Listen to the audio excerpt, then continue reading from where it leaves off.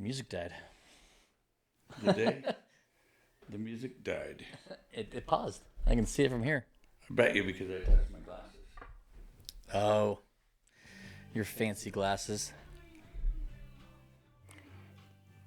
I think that's one of the major complaints with Meta.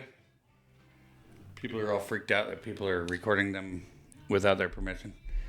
That's why there's a LED light in there. But people will go, and I've seen it, people will go to shops and have the LED broken out of that. Like blacked out? Mm-hmm.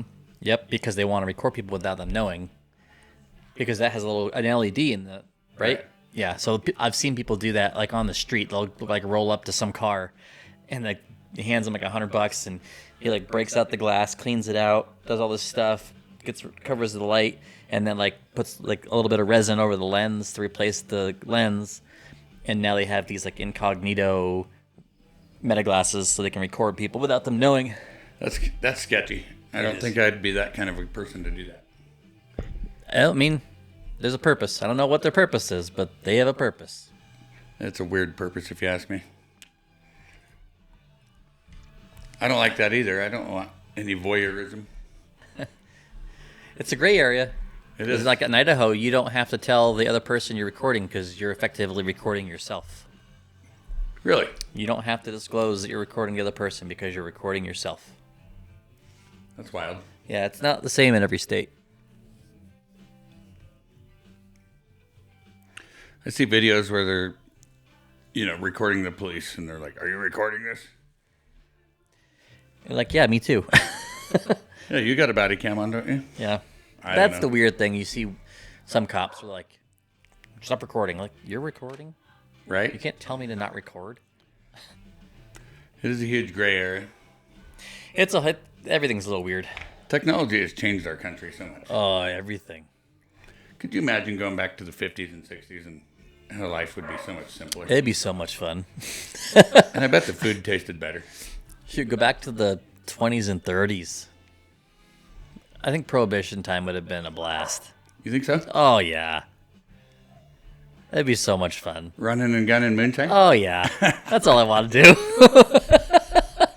Let me bring back like 4 or 5 friends. Let's just go. Right? What little we know about modern technology. Bring back a couple gearheads. A couple guys that know how to, run and gun. You could make so much money. Right? Ah, that'd be so much fun. Oh, man. It's like a fantasy. Back in those times. What was that movie with Tom Hardy and Shia LaBeouf? They were moonshine runners.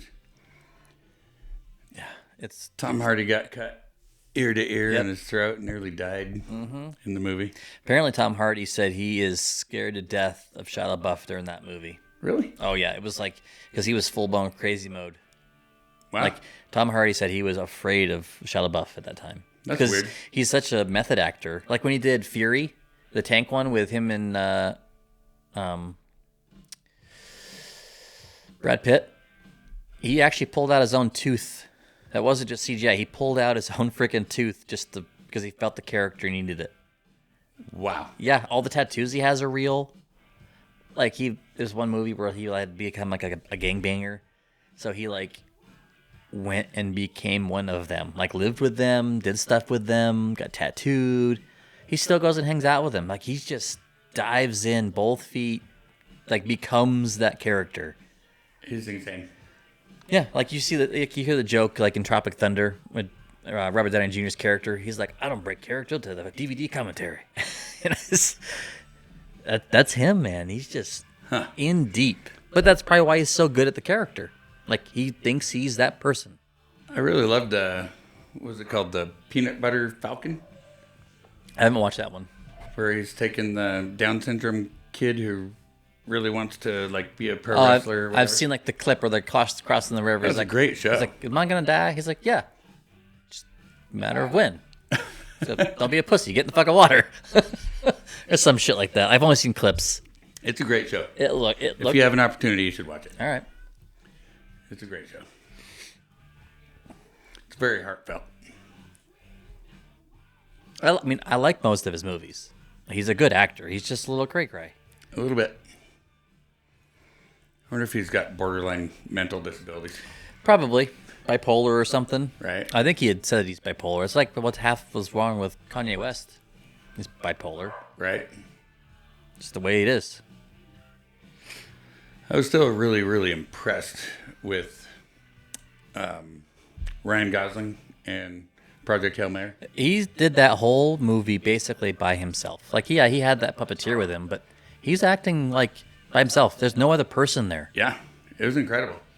That's why that puppeteer like ended up being the voice of that character. It's Rocky, like, yeah. He decided like, I'm going to be there for Ryan Gosling. I'm going to be in those scenes because he's here by himself. It's like he decided he was going to be that other person across from him just to help him out, even if he wasn't actually the voice. Because lots of times the people that doing the puppeteering or standing in as the green screen, they do say the lines. Right. Like the guy that played Chewbacca actually said his lines in English. That's how the actors can respond to him appropriately. And then they did the whole Chewie noises over top. Wow. Same as Jabba the Hutt. Right. Jabba the Hutt originally was like a big fat guy in a fur coat. That's hilarious. Yeah.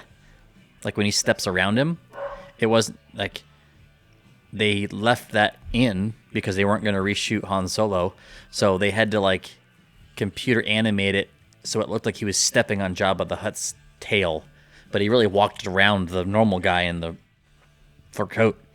That's cool. It's just one of those weird things you pick up when you're bored and you watch all of the DVD backs, the Blu-rays specials. Right. That's funny. I was rewatching an old, what is it, Big Bang Theory? Yeah. When Sheldon and Amy were getting married. Uh-huh. And Luke Skywalker. What's the actor's name? I'm having a brain fart. He came out to... Yeah. He came out to marry them, but then they started like doing science in the other room instead of coming out on time for the wedding. Anyway, they're asking him questions, and one of them's like, "What did you think about Chewbacca's wife?" He's like, "Chewbacca had a wife? How did you speak Chewbacca's language? Chewbacca has a language?" I just watched that the other night. It was so funny. Just playing dumb. Right. It's funny. Like, I've definitely watched episodes, but I haven't sat and, like, watched all of that. I think that was really popular when I, like, stopped subscribing to, like, regular TV shows. Oh, the Big Bang Theory? Like, because it was, like, people weren't as deep into streaming when that was airing. It was, like, you could still watch it on TV. I think people were. Right. And I was already not watching regular TV.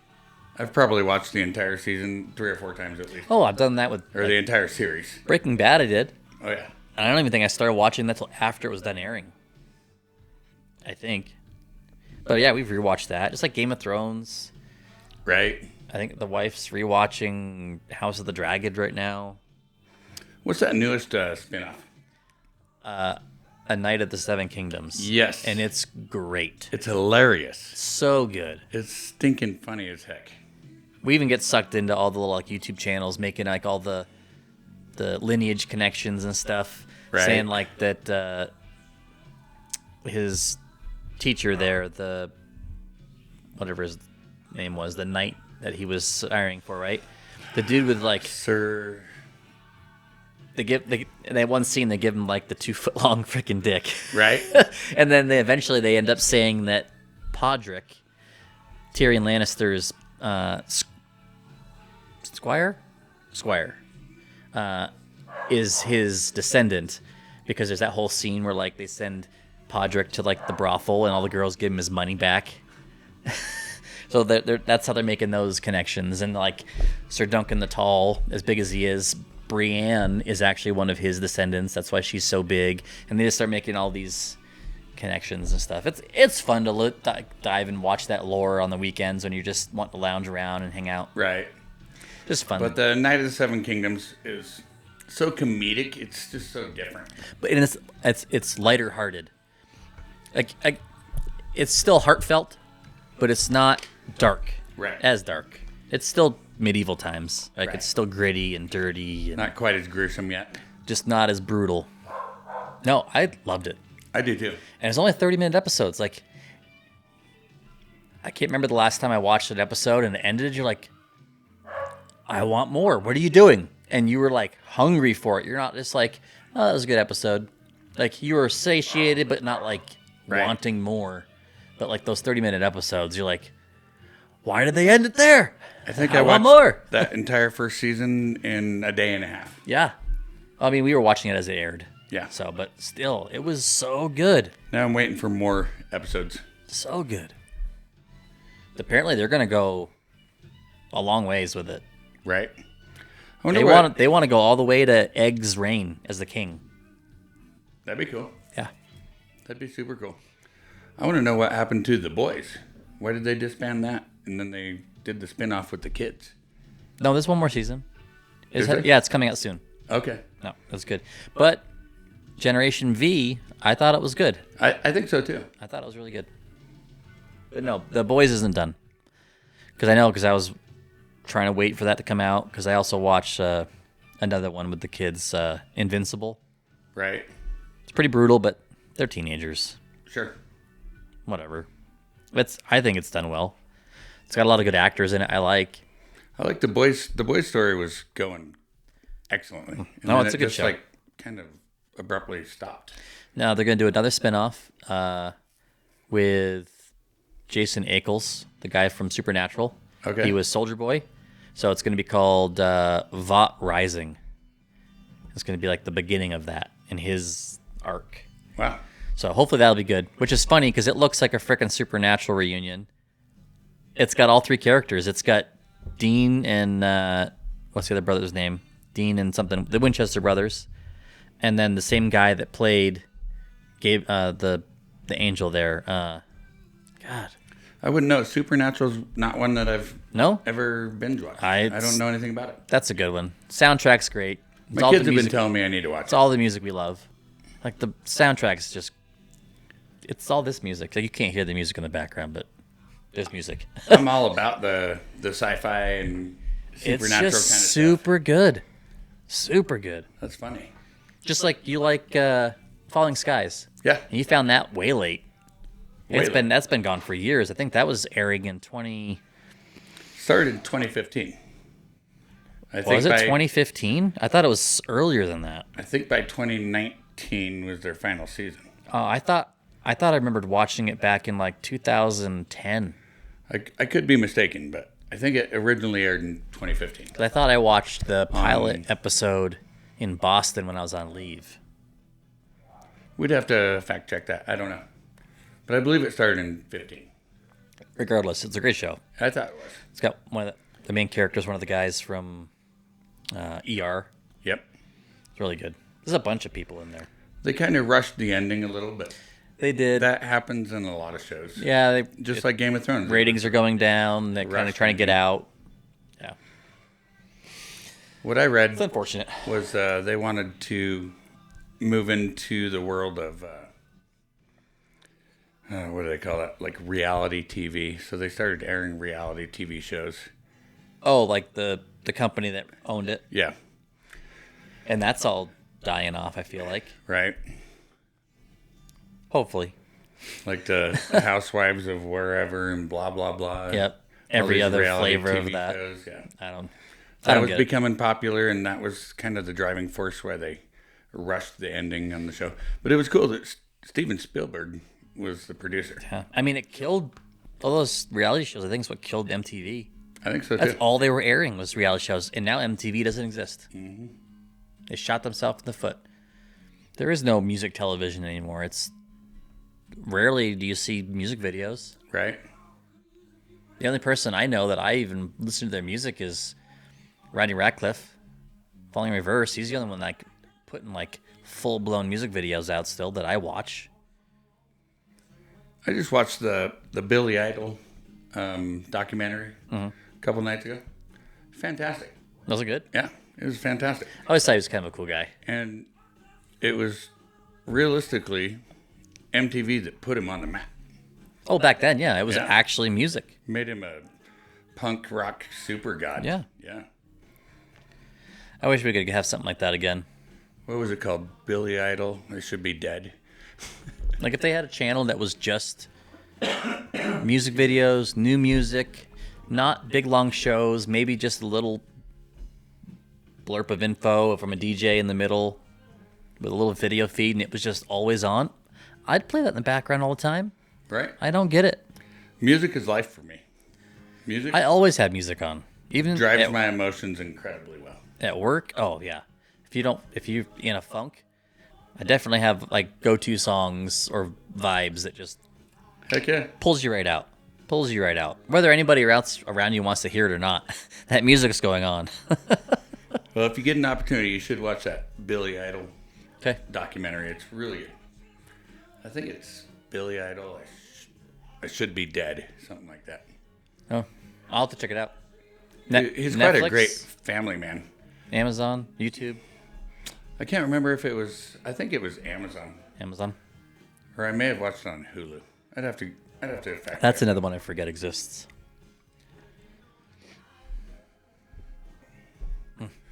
But it was super good. Billy Idol was a extremely talented person. So good. Entertainer. Oh, and he was just so beautiful. All the women loved him. It's like him and David Bowie. Yeah, and they were good friends. Speaking of music and movies, The Labyrinth. You like that movie? Oh, I loved it. That's such a good movie. There's not many Jim Henson productions like that I didn't like. Right. Like The Labyrinth, remember him. the Dark Crystal. Rolling around the ball. So I watched a video on that. Somebody was behind him. Yeah. Actually, They said it took Performing. like 50 takes because Billy Idol or David Bowie couldn't stop fucking laughing. right, And he kept fucking up the guy doing the juggling. right. Because he's just standing there with his hands behind his back, Well, the other guy's got his around arms him through his and armpits, actually- and he's doing all the juggling stuff. Rolling And the he ball. said he just kept laughing so bad doing his lines, the guy kept messing up. I loved all those movies. I remember Dark Crystal was something I watched a lot when I was a kid. Oh yeah, that was a good Wicked show. good. They redid it recently. They made a sequel. All actual puppets again. Wow.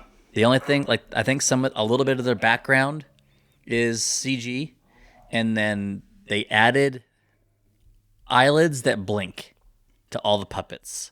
So it's all puppeteering, actual like handcrafted puppets. Someone's running it, but they went in with CG and gave them eyelids that blink. Wow. That was a weird touch, but you almost don't notice. It's kind of it still felt like actual puppeteering, which was kind of cool. Anymore with AI and all these fake movies being reproduced. Mm-hmm. I can't guarantee if this is accurate or not. It's probably not, but the Never-Ending Story. I heard they're supposedly I've heard rumblings that they want to make it a sequel. making a sequel. That'd be kind of cool. I mean, if you're going to do that, let's get...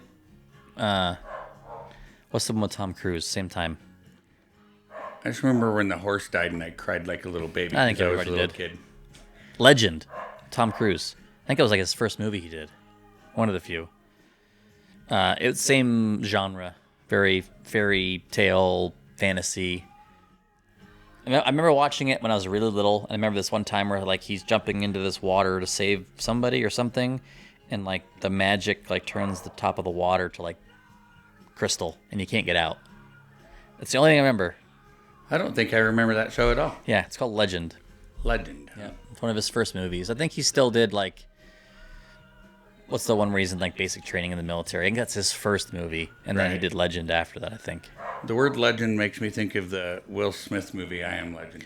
Yep, which I've heard they're going to make a sequel to that too. That's where I was going. I've heard. But they're going to that's base it gonna off have a of the sequel also. alternate ending. So the alternate ending where he doesn't jump through the glass with the grenades. He actually like unstraps the girl and like opens the door and like hands the girl to them and they leave. In the alternate ending, he doesn't die. Like he sends the people out the little coal chute in the back, but he like opens it up and like wakes the girl up and like picks her up and hands her to the. Everybody thinks they're zombies. In the book, they're vampires. Oh, I didn't know that. In the book, Will Smith is the villain. he doesn't know it. So he's the only living human. So the vampires all look normal, I believe. Don't quote me. But they're all still living lives, but they all live at night. And they're all like trying to like talk to him and coax him out of the house. And like, That's why they don't come out in the outside." daylight, because they're vampires. They're vampires. They make them look like zombies in the movie, but in the book, they're all vampires. They talk. They have lives. I always thought they were zombies. And during the day, he hunts them and kills them. So he's the monster that hunts them in their sleep. Oh. And like they got girls out there trying to like coax him and like lure him out. And people like friends that knew him trying to get him to come out of his house. And he's just like going crazy because he's the only normal human left. Wow. And it's just, yeah. So he in the book, he's the villain. When the dog had to die, it broke my heart. Well, I think a lot of people don't want to see the dog die. Nobody wants to see a dog die in a movie. It's just the dog. They just want to play and eat and sleep. Right? That's funny. What was that? Ethan Hawke did a vampire movie where he was a vampire, but 30 he was Days a a Night. scientist. Oh, a scientist. And the humans were basically nearly eradicated on the earth. So all the humans were underground. And he was developing a cure to cure vampirism so people could go back to being human. Oh, I don't know this one. I'd have to Google that. That sounds good. It was a great show. Ethan Hawke. In the end, they did find a remedy. I'll have to watch that one. I haven't seen that one. How about 30 Days a Night? Did you seen that one? I'm not familiar. So that's based off a northern Alaskan town. So when they're... Okay, it's coming back to me. Yeah, and then like the vampires kind of roll into town when they hit that period where the sun never comes up. Right. That was a good one. That was a good show.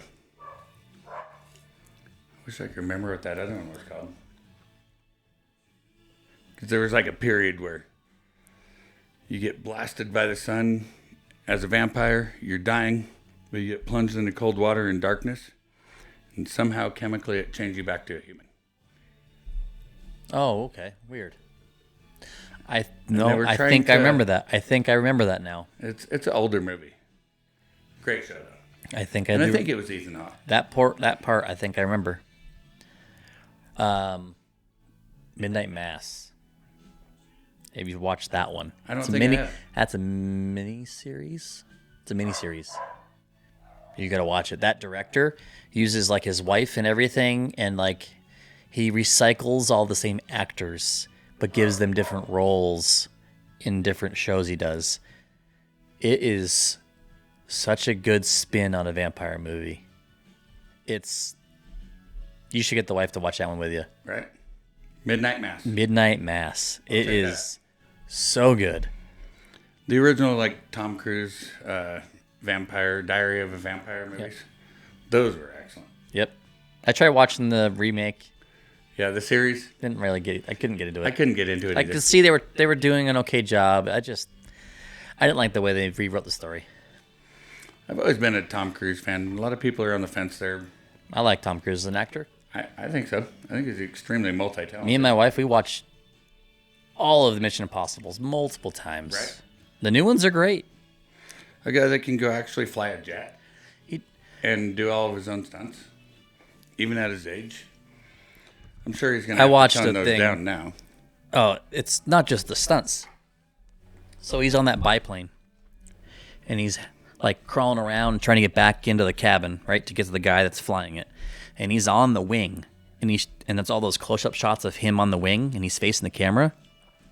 There's no camera guy. He's running the camera and pulling focus himself while he's like fumbling around on the thing. So he's like reaching in front of him as if pretending to grab on parts of the plane, and he's like pulling focus to change the focus angle on his own while he's up there. The man's incredible. That's just crazy. The new Star Wars coming out. Starfighter? I think I got the name wrong. Ryan Gosling's the lead. Really? Yep. He got into Star Wars. Tom Cruise showed up on set, and he filmed one of the lightsaber battles when they're in the water. Right. He just grabbed the camera. He's like, I'll help. They need another camera guy. He just grabbed the camera and waded into the water, and he filmed this, like, apparently pretty substantial lightsaber battle they did like in like knee to hip deep water, and he filmed it. So that part of the movie was filmed by Tom Cruise. Wow. I'm excited about that one, where Ryan Gosling's like this one of the last descendants, I think, of Luke, and like kind of runs away from being a wielder of the Force and being a Jedi, and think he goes kind of the way of Han Solo to be a smuggler. I'm not like deep into the books and canon and stuff. I'm mostly just a movie watcher. Right. I appreciate it, just like Alien or Predator.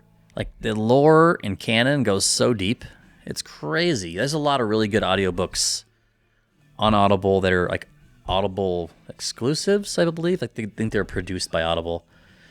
There's a series of Alien movies, and they produced a book that happens between each Alien movie, and it's got like a different narrator for each character, its own voice. There's sound effects with the doors opening and closing, and dude, they're super good. I was at NTC doing a stupid army shit, and we're in the middle of the desert on like a 3-day just kind of holding pattern while the guys are doing stuff with the guns and doing all their stuff, and we're just kind of hanging out doing little logistics missions. So most of the day we're just chilling, staying out of the sun, staying out of trouble. We listened to like 13 audiobooks in the desert. Wow. And like everyone was super invested. And we're all just downloading them and charging phones and swapping and speakers to keep listening to this audiobook series. It was such a good production. That's cool. Like I remember seeing kids jump while we're listening to an audiobook. Like it was an old school radio show. Like You're right up next. Invested. Yeah, just up to the speaker. Like, oh, what's gonna happen next? It's so good. Long before television was That's what it felt like an invented. old school radio show, and you're just like, I want to know what happens next, or your jump scares and stuff, even though it's just audiobooks, but they added sound effects in, and they were just really good at just laying them in there at the right times. This is super good. I used to read books so aggressively when I was younger. I wish I got that bug. Yeah, I lost that bug. I don't know what happened to it. Like I try to open a book and get 3 or 4 pages in, and I nod off. I don't fall asleep. I get restless. Like I feel like I should be doing something else. I don't know. That makes sense. Audiobooks, it's great. And I retain Right. audio information really well. Like if I'm listening to an audiobook or a YouTube video and I just turn the video off and listen to it, like I can retain it and like repeat it really well. Reading it, not so much. But if I hear it, I almost always can repeat it back. Me, I've watched I don't know how many thousands and thousands of movies, but I don't retain the information very well unless it's a movie that really, really, really captivated me. I think I do okay with movies, but It's like I think I could quote nearly every single goofy thing about Oh Brother, Where Art Thou? yeah, That movie I loved it. it's a good movie. It was well done. And then what was that? Tom Hanks, Forrest Gump. Yeah. Yep, That was also a great movie. Yeah.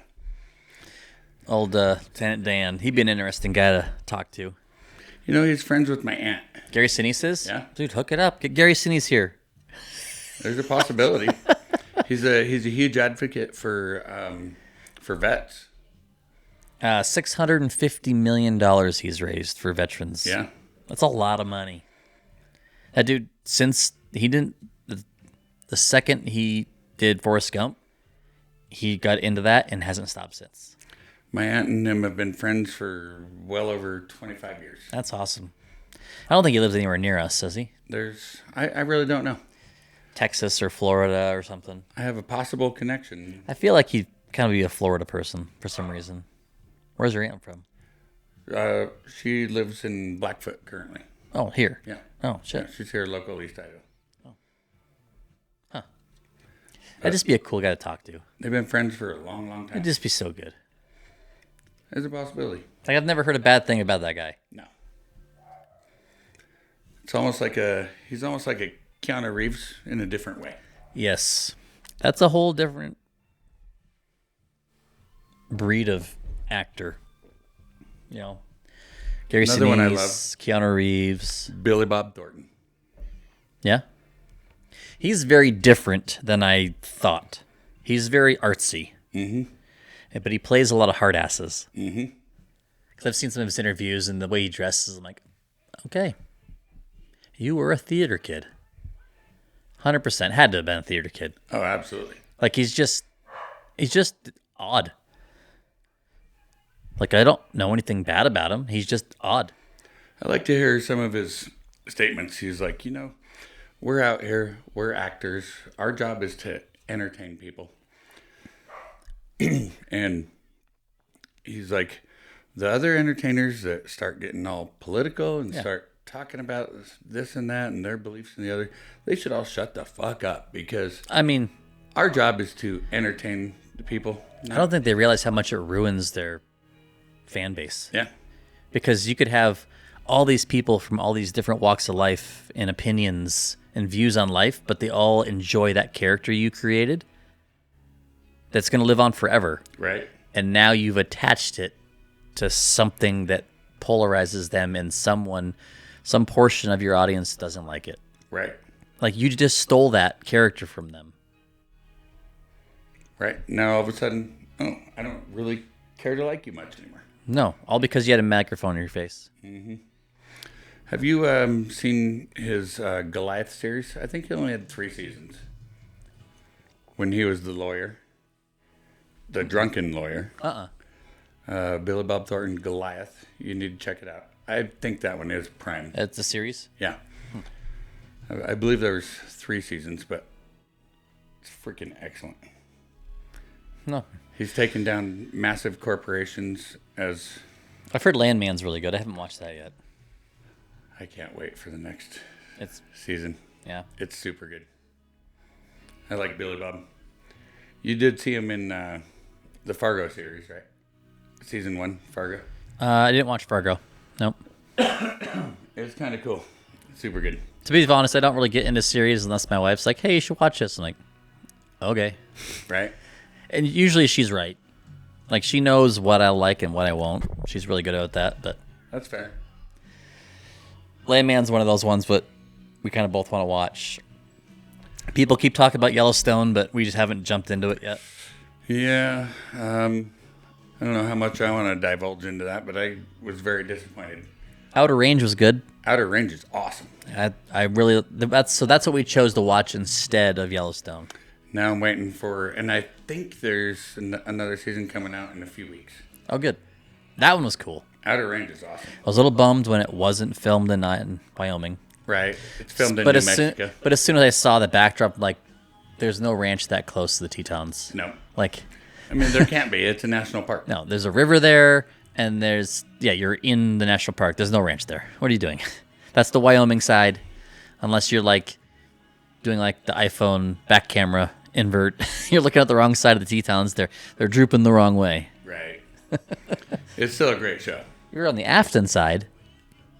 You can get that close. And then the counterpart, the guy that wants to take his land. Yeah. He was in... Falling Skies. Yes. He was the Army Falling vet. Skies, yes. Yep. I can't think of that actor's name. It's such a different character, though. He's a great actor, actually. No, he's got good range. I didn't realize... He plays a good drunk in that one. It was good. How good of an actor that guy really is. Yeah. He's a great actor. It was really good. Yeah. Even Absolutely fantastic. Even what's the main character's name from Goonies and Sicario? Goonies and Sicario. The main character, the guy that time travels. I'm having a brain fart. Josh Brolin. Josh Brolin is the older brother from Goonies. Really? That's his first movie. And Josh Brolin is, Outer Range, right? Yes. And he's also the guy in the Marvel show. What's his character name? Cable. When Right? Cable? He's the opposite. Snaps his fingers and Oh, kills everybody. yes. Sorry, he's two people in the Marvel universe. He's in the Deadpool movie. He's Cable, which is like the son that came back through time to like help. Right. He's actually Cyclops' son. but he's Thanos. Thanos. He's also He's a great actor too, though. he got his break late though, because he did Goonies and then he was like basically homeless. Because his first big break that made him money was No Country for Old Men. Great show. He was homeless when he got that role, and he had no idea how much money he was going to make. He's like, I need this role, and he just dove into it. And he thought, he's like, oh, $30,000, great, I'm out of debt, I can get a car and a place. He's like, wait, $3 million? He read it wrong. It was $3 million, not $30,000, whatever he thought the check was when he got it. Right. So he's like, that was the turning point, and he started getting roles. I remember when they took No Country for Old Men took second in the Academy Awards behind what was the other movie with the oil mongers that same year? That was a great. There Will Be Blood. Yes, that was a great movie too. Yep. I only watched it the once. I don't remember much about it. I don't know why. Since I don't know, we're on a movie buff. What did you think about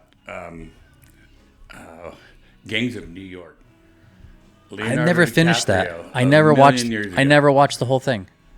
I've heard my good things gosh. about it. Like watching it, it looked like it was filmed awesome, but I never finished it. Really? No. I think I was too young, and that wasn't anything I was into at the time. I think if I went back and watched it now, I'd like it. I watched it at a theater in Olympia, Washington.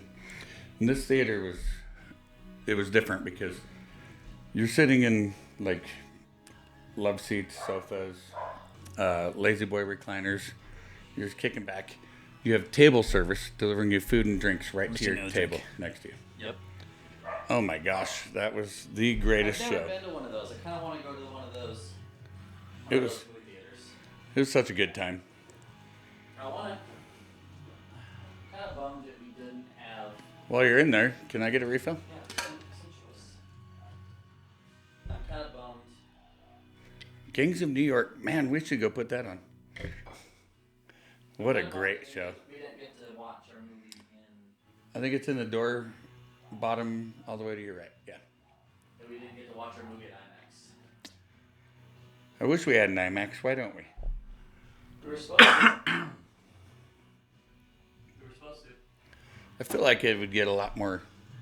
So it was supposed Theater to go touch. in next Holiday Inn, from what I understand, and Over off. Jackson Hole Junction, where the new Maverick is, where the new Taco Bell is, where the new. Oh, yeah, yeah. So that Holiday Inn was the only project that continued off the original project. I remember they were talking about putting in a theater there, but I didn't know it was an IMAX. Supposed to be an IMAX, but COVID hit, and everybody panicked and cut, Pulled the except plug. for Holiday Inn. And now you have all the freaking dealerships there and stuff like that. Do you think that we could, can you franchise? An IMAX? Yeah. Probably. I wonder what that would cost. A lot. I'm sure. Like, I would have to, like, donate a kidney or two. Yeah. Oh, I only have 2 kidneys. 1 kidney. You donate a kidney. Go get it. We should just go work on getting adopted by Frank Vandersloot. Come on, Daddy. We need an IMAX. So I think that was a missed opportunity, just like Cabela's. Cabela's shit the bed when they gave us that bullshit little outpost store. Yep. We're in the perfect location between Boise and Salt Lake. It's 4 fucking hours between the two. 3 of us. We're in the middle. Or even between Boise, Twin. Idaho Falls and Wyoming. Everybody within 2.5 hours of here shops here. Yes. They don't go anywhere else. They come here. They go to the mall. They go to the movies. They go to Costco. They go to Sam's Club. They go to Walmart. They're their once a month shopping spree. And then they go back out to their life running cattle or whatever they're doing. We needed an actual Cabela's here. And what, Cabela's doesn't exist anymore technically, right? It's all Bass Pro. Basically. Still. They're still under the name Cabela's, but yeah, Bass Pro. bought them out. And they bought Sportsman's, and now I go to Sportsman's, and there's nothing on the shelves. The shelves are bare. Yeah, it's been kind of going downhill. Yeah, unfortunately. It's I don't see it lasting much longer. Well, unfortunately, with the housing market, that boom we had, I think we're due for a downturn. Unfortunately, right? I would agree. That's why it's important people try to support local businesses, go to your local grocery stores, the things that operate the closest to your house, owned by the smallest companies, and keep those people afloat, because they're not going anywhere. Big corporations can pull out, but those other people, they live here. Like, they're more invested. Yeah, right. You're going to spend a little bit more. You're going to spend a couple dollars more because, otherwise you're trying to get that next day Amazon. Sometimes same day now because we have that distribution center. Right. Some things you can order in the morning and get that same day. Mm-hmm. Like, we don't have drones yet, but I got to say I'm guilty. I've done it. I've ordered same day deliveries. Yeah. Some days you're just so busy in that 9-to-5 grind, trying to make money to support your family. That's the option. Before I did search everything I could on the internet locally, and I couldn't find the product I wanted to get. Yeah, and I really try to do that.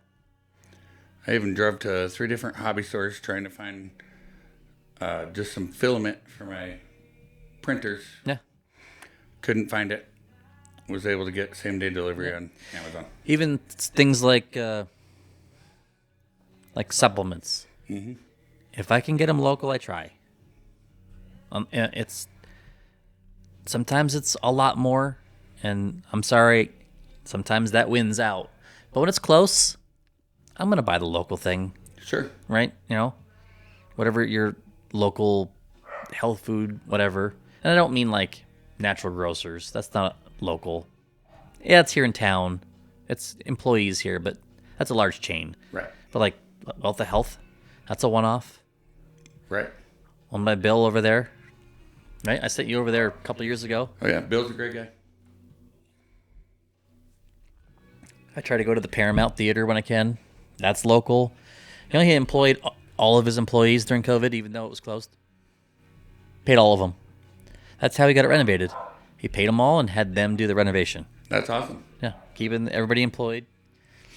Abracadabra, they did the same thing. They got a temporary store license. They turned their restaurant into a store. So they used their buying power to buy bulk things, and you could go in. They just limited how many people could be in the store at once. You went in, you could buy 5 pounds of yeast or 25 pounds of rice and flour and this. You just go in there and buy stuff they're using their buying power. Mark it up a little bit. Still employed and paid their wait staff and cooks. It was awesome. That's cool. Like, those are the people that need your patronage. It's pretty cool stuff. Agreed, especially when the government mandates that you have to close your business. Yep. No. Yeah. Hopefully we never go through something like that again. That's a whole different story, but yep, I agree. Like, the local stuff's great. Like, even Live After 5. It's a fundraiser for the Rotary Club so that they can use that money and help other local things going on in the community. Right. Keep downtown alive, all the small businesses. Yeah, keeps it going. It's a great thing. Like, I don't know if it's the same people are doing it, but like St. Patrick's Day, that's a big local event that people should patron. The pipes and drums, yeah. Oh, it's so good. Unfortunately, it's terribly windy the last 2 years in a row. Terribly windy. Right. It's East Idaho, man. It's part of the life here. It's been substantially windy the last 2 years. Like, it's St. Patrick's Day, but please don't wear a kilt. It's so bad. At least put on some chonies under there. Yeah. People might call it a skirt, but you're going to get picked up for indecent exposure. Right, I get it. It's like, dude, I can't control the wind, boss. You probably could put on a pair of boxers, at least, maybe. Yeah. But I mean, I know it's not traditional. Technically, that's a skirt, not a kilt. Right. Oh, goodness. How fun. I've had so much good times, especially taking the kids down to the Pipes and Drums on fair weather. Yeah. Fair It's just the weather last weekends. 2 years it's been really windy on that day. Yeah. This year was worse than last year. I went last year. This year I didn't go. They canceled all the bands. It was that windy. Yeah. We were getting 70-mile freaking hurricane force winds. You know what'd be cool is if next time they see the winds that bad. No, that wouldn't work. I was gonna say set it up in one of the event centers or They should. open. Yeah, but then all the bars wouldn't get the patronage, and that's why it's where it is. Yeah. Wish there was a way to block it off. I don't know. Bring a couple semi trucks down and just park them in either ends of the street. Maybe that would block the wind enough. Just get out and battle the wind and support your local businesses. Yeah, but the bands can't play because the mics and the wind, and That's tough. I get it. I don't know how else to fix that unless you put the band up in one of the bars and then just pump music off the balcony. Right? That was that one next to the Celt. They have it upstairs. Yeah. They could have done that probably. It's not a bad idea. Just throw a PA system upstairs and Yeah, maybe. blast music over the street. Yep. Or do it in the evening. Don't do it during the day. Do it in the evening. I don't know. This last year, If you do the it in winds the evening, didn't even calm down in the evening. They no. just blasted I was all just night. thinking if you did in the evening, you could at least maybe do a video screen up there and actually have it so you can still see it as if it was there. Right. I don't know. Just a different way to Historically, think you've about it. always expected the wind to calm down when it got dark. Yeah. But this year wasn't that way at all. No. At It's least not up here at my house. so windy. It was just blasting. It was so terrible. No end in sight. Enough. If you could think of other people, and I mean these people, local people, personalities that you'd want to get to know more or talk and maybe learn a different side that we can pull out of them and learn and talk and get to know them, leave us a comment, drop us an email, Idaho Rounds and Rants at Gmail. Send us an email. Some questions. Those are all options as well. Any input would be greatly appreciated. Absolutely. Or if they're seeing this on Spotify, iTunes, YouTube, TikTok, Facebook, Instagram, whatever I can think to push this out to. We see all of it. So leave a comment or a question. Tell us how much we suck. Whatever. We're still working on getting better. I don't care if they think we suck. They're not the ones trying. That's right. That's right. Some of the things that I see that disappoint me in our local area, Idaho Falls specifically, these new restaurants pop up. And generally they have good feedback for the first couple of months, and then they fail. I see restaurants fail constantly. Like, all of a sudden, the quality goes down? I don't know what it is about it. If the hype goes down. Like, you look now, there's Raising Cane's.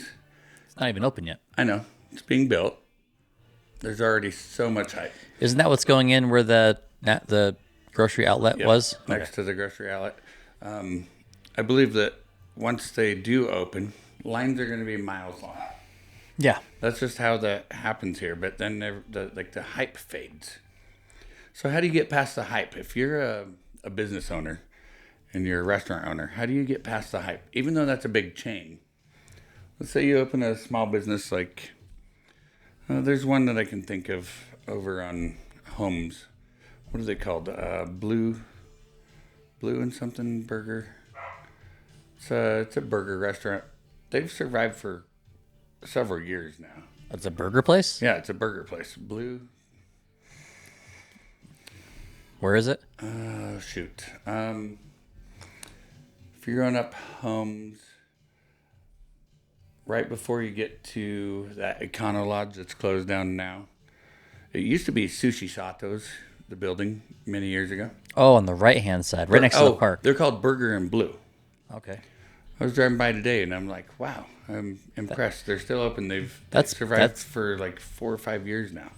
Oh, really? Yeah. The last time I remember, it was like a hibachi place. Yeah. Before that, it was, yeah, That's changed hands a couple times. it has. This current business owner has managed to stay alive. That's good. I haven't been there. I'll have to go there. I know I've gone in there with Alicia, and we've had burgers and fries, and It was good. food was fantastic. Good. Yeah. I don't It's know. like, how do you survive in this town with don't a know. restaurant? We 'Cause the keep hype fails. Getting more and more food places. I felt like we were kind of short on food places because Friday, Saturday, it's hard to get in. Right. It's usually a long wait. You don't feel like you can, sit and hang out and enjoy yourself. You kind of feel like you're supposed to eat and get out. Right. Get out of the way. And no one's making you feel that way, but it's so busy. You kind of get that feeling like I'm holding somebody else up. I'm not sure what the answer is. If it's just, do they just lose their steam and people get burnt out because it's so busy? And then the consistency falls off? I'm not sure. I'm not sure if maybe it's a staffing issue. A lot of people aren't wanting to work in that industry anymore. Very possible. It doesn't pay enough in maybe Idaho Falls because the income to pay gap's growing. Not income to pay gap. The income to cost of living gap is growing. Right. Like your dollar is going less and less now. I know I went last week to a Mexican restaurant that I've absolutely loved because of their pork carnitas. The blue agave or agave, whatever, over there by the Golds. Or No, not Golds, no, this one's called Spotify. Taco. It's around the corner from that Rip Nutrition. Taco de Rodeo, something like that. Taco Okay, Rip. that's in that same plaza. Yeah, right. same Yeah, plaza, on the yeah. end. Mm-hmm. Yes, I've never gone in there, but I've been going there for several years, and I've loved the food. Last Okay. time I went in there, the quality was quite down, and there's a huge sign on the door that says this business is for sale. oh shit, Yeah. that's not good. But then you have like places like Jalisco's. I feel like that's been around forever. They've been around a long time. The one by Little Caesars by Dollar Tree. And the one on the river. Right. They've been I've only been to the one by Dollar Tree. I've never been to the one down by the river. They've survived a long time. Yeah. They must have some sort of a good business. I was plan. surprised when what's the one on Anderson? The Puerto Vallarta. Oh yeah. I'm surprised that closed. I mean, it's the dive shop. The bar is still there. It's still a bar and the dive shop. But I'm surprised Puerto's gone. Like, I used to go there for lunch during work when I worked for the school district. Yeah. It was great. Like, they remember you. They know what you want. Like, it was great. I think it's a tough business to get into. I don't think Food service industry. the margins aren't very good, I think. I don't think so either. And I also think that, especially with social media and all the platforms that everybody can complain about these days. Even if there's nothing wrong. Right. Some people just like to complain. Yeah. Be nicer. I feel like that also has a definite hand in play. If you see those people walk in with that A-line haircut, just tell them no. No Karens allowed. Keep your fucking comments to yourself. Eat your food, tip your waiter, and go home. Right. If you don't like it, just don't come back. I still like the blue agave though. That's another one I haven't gone to. Oh man, they got That's the good. best margaritas in the world. All right, I love margaritas. We're gonna have to go there. Yeah. I'm a sucker for margaritas. I go for their top shelf El Presidente margarita. So good. Used to really like a good blue tarantula margarita. Okay. Blue tarantula is pretty good. It's a little sweet, but with the sweet and sour, the sour should tone that down. Yeah, it was like, I think they used like coconut paste and all. So it was a sweeter margarita anyways. I think they might have put sugar on the rim, not salt. Yeah. There's this restaurant back east, right by, it's Dartmouth Hitchcock. It's the hospital attached to Dartmouth College. It's like where everyone goes to train. It's like one of the top cancer institutes in all of Northeast. So we're all my kids were born. It's where I was born. Right. And right across the entrance is a big Mexican restaurant, about the size of Garcia's by the mall. By the mall, maybe a little bigger. And it's called Margaritas. Like, margaritas only come in one size glass, and it's basically a scorpion bowl from like a Chinese restaurant in the 90s. Gigantic. But they had on their own menu just for margaritas, and every single one was fucking delicious. It was so good. That Garcia's by the mall. Never had it. Although, and you can get like the deep fried ice cream. Right. All kinds of crazy. It's just so good. Even the food was great. So great. It probably stayed open because it's got lots of doctors going there. Right.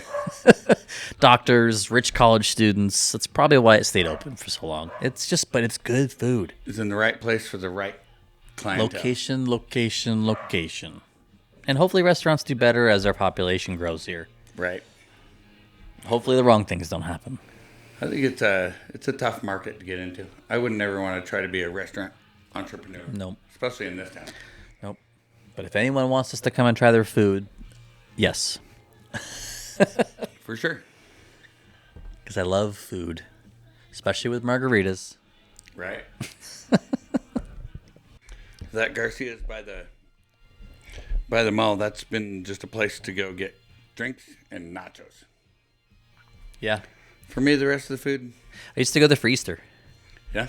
Yeah, they do a breakfast for Easter every year. They do a big breakfast buffet. Right. Down like the main lower sunken floor area, they do like a big U-shape buffet, and you just all you can eat. I don't know. We used to take kids there. The Hispanic culture, and not just the Hispanic culture, but more the Catholic culture. Yeah. Huge. When we went to Belize on our honeymoon many years ago. Yep. They had huge carnivals like in every town. Mm-hmm. And it was just a huge event. Right. Easter week over there is huge. That's cool. It's a very Catholic-driven thing, though. Yeah. I wasn't in those parts of the country when I was there, but it makes sense. Yeah. Latin America, very Catholic. Extremely Catholic. I had a good time, though. They had one... If things ever chill out down in Mexico, I think it'd be cool to go down there in October. Yeah? Yeah.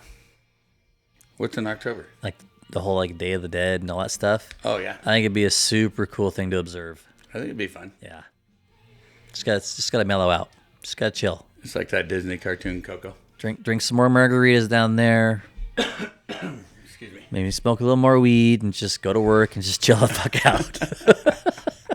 Just grow your own. Stop feeding the cartels. I like the Day of the Dead. It's fun. This is a different celebration. I think it'd be awesome to experience and see it firsthand. Not like the little sugar skulls you painted in like elementary school when they forced Spanish on everybody. Right. Like I want to go to actually enjoy like the culture. Like I enjoy learning those things. Like, you know, I'll do my part. I'll learn some Spanish before I go. I think it's an important thing. If you're going to go visit another country, you should take the time to learn some of their language and communicate. Right. It's not their responsibility to communicate with you. Right. You wanted to come see their part of the world. You learn their language. I agree with that. My kids are trying to learn Japanese right now. Because we told them next year that's our goal is to go to Japan. Like that's going to be your Christmas present. We're not doing anything else big like that. That'd be rad. Because it kind of hits all of the things.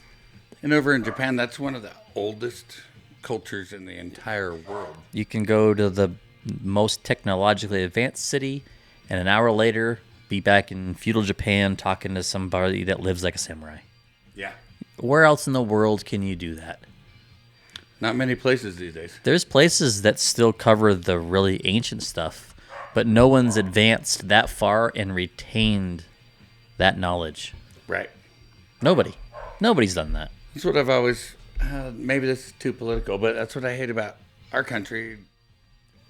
Breaking down the statues and things of our history, because you look at countries like Japan and China, and their culture, their statues, their stuff have stood for thousands of years. Oh, it's so old.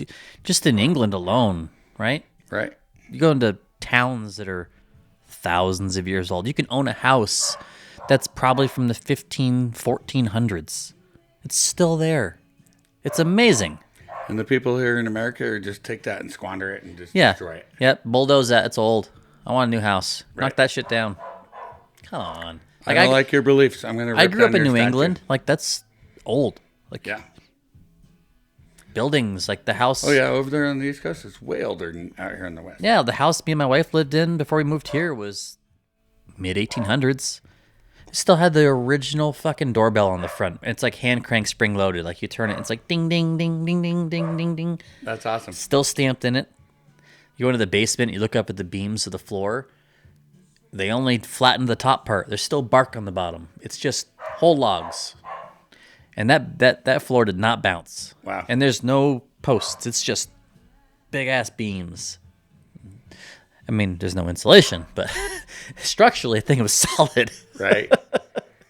So in your part of New England growing up, how cold does it get over there? Same as here. No, Humidity makes a difference. But it feels colder. We get as cold, but we don't stay as cold for as long. Gotcha. The growing season's longer.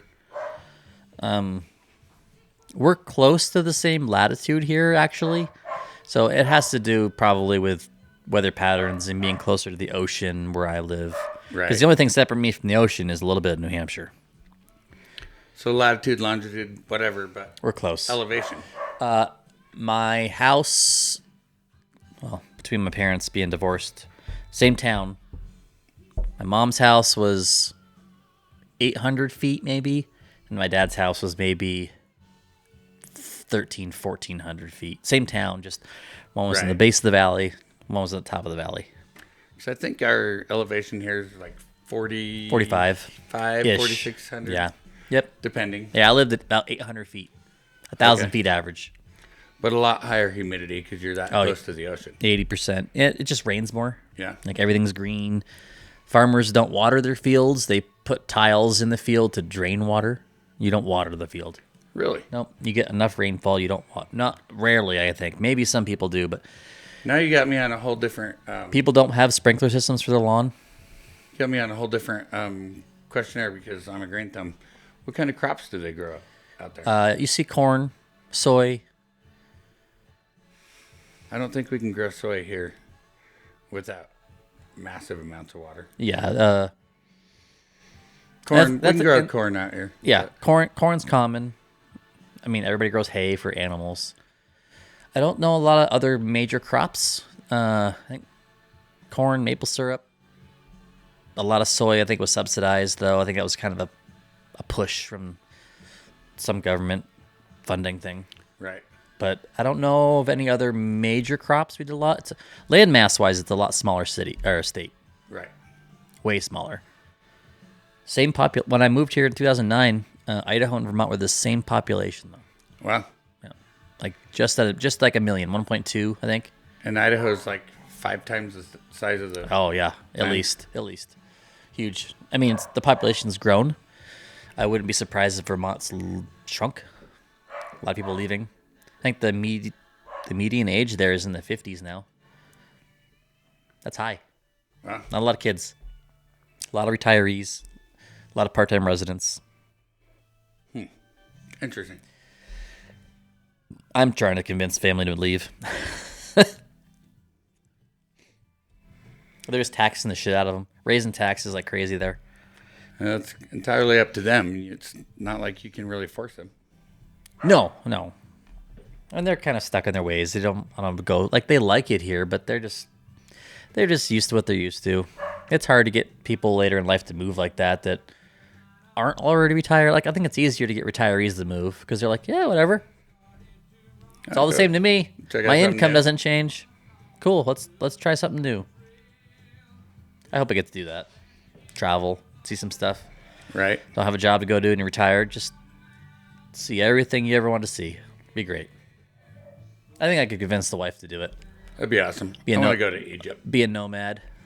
I want to see those great pyramids. I want to see him once. I've heard it's kind of depressing. I just want to see it once too. No, yeah, there's lots of things I want to do it once, see it once. see what it's really like to stand there and like look up at it, see how, like the Mayan temples the first time you saw them. It was amazing. Absolutely. It's amazing. Blew my mind. They're so huge. It's like, how did these people build that? And then you sit and think about how old it is. It's just amazing. It's mind-boggling. Yeah. With their prehistoric tools and how. We were rebellious teenagers. We went inside. There was spots where like grave robbers had like broke into the side of the pyramid. Yeah. So we went down in. And should I say? It goes way down in. In Belize? Yeah.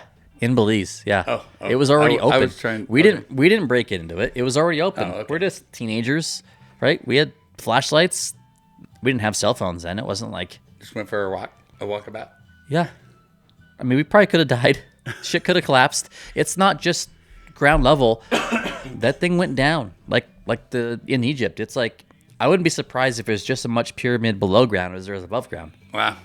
But yeah, it goes down. But yeah, there's people going in there trying to steal shit out of the whatever's in there. And they would go in, it was like pathways and shit. We didn't go very deep. And we got scared because we're just 16 years old. But it was nuts. It was so cool. You never know what you can believe anymore on the internet, but some of the stuff they're showing underneath the Great Pyramid. Yeah, those chambers. Yeah, is this real? I hope it is. I hope there's some what? really cool shit out there Like, what's that really people just hid because they didn't understand it. Like, I want to see aliens next year. Bring in the aliens. happening? Hell yeah. I want to see the aliens. They could be the death of us. They could be our best friends. I hope there's some crazy shit on the backside of the moon. I'm just bring it on. Just let's see the aliens. Right. Turn the pyramids back on. In this vast of a universe, we cannot be the only life out there. There's no way. Just in our galaxy alone, there's so many freaking planets. So many.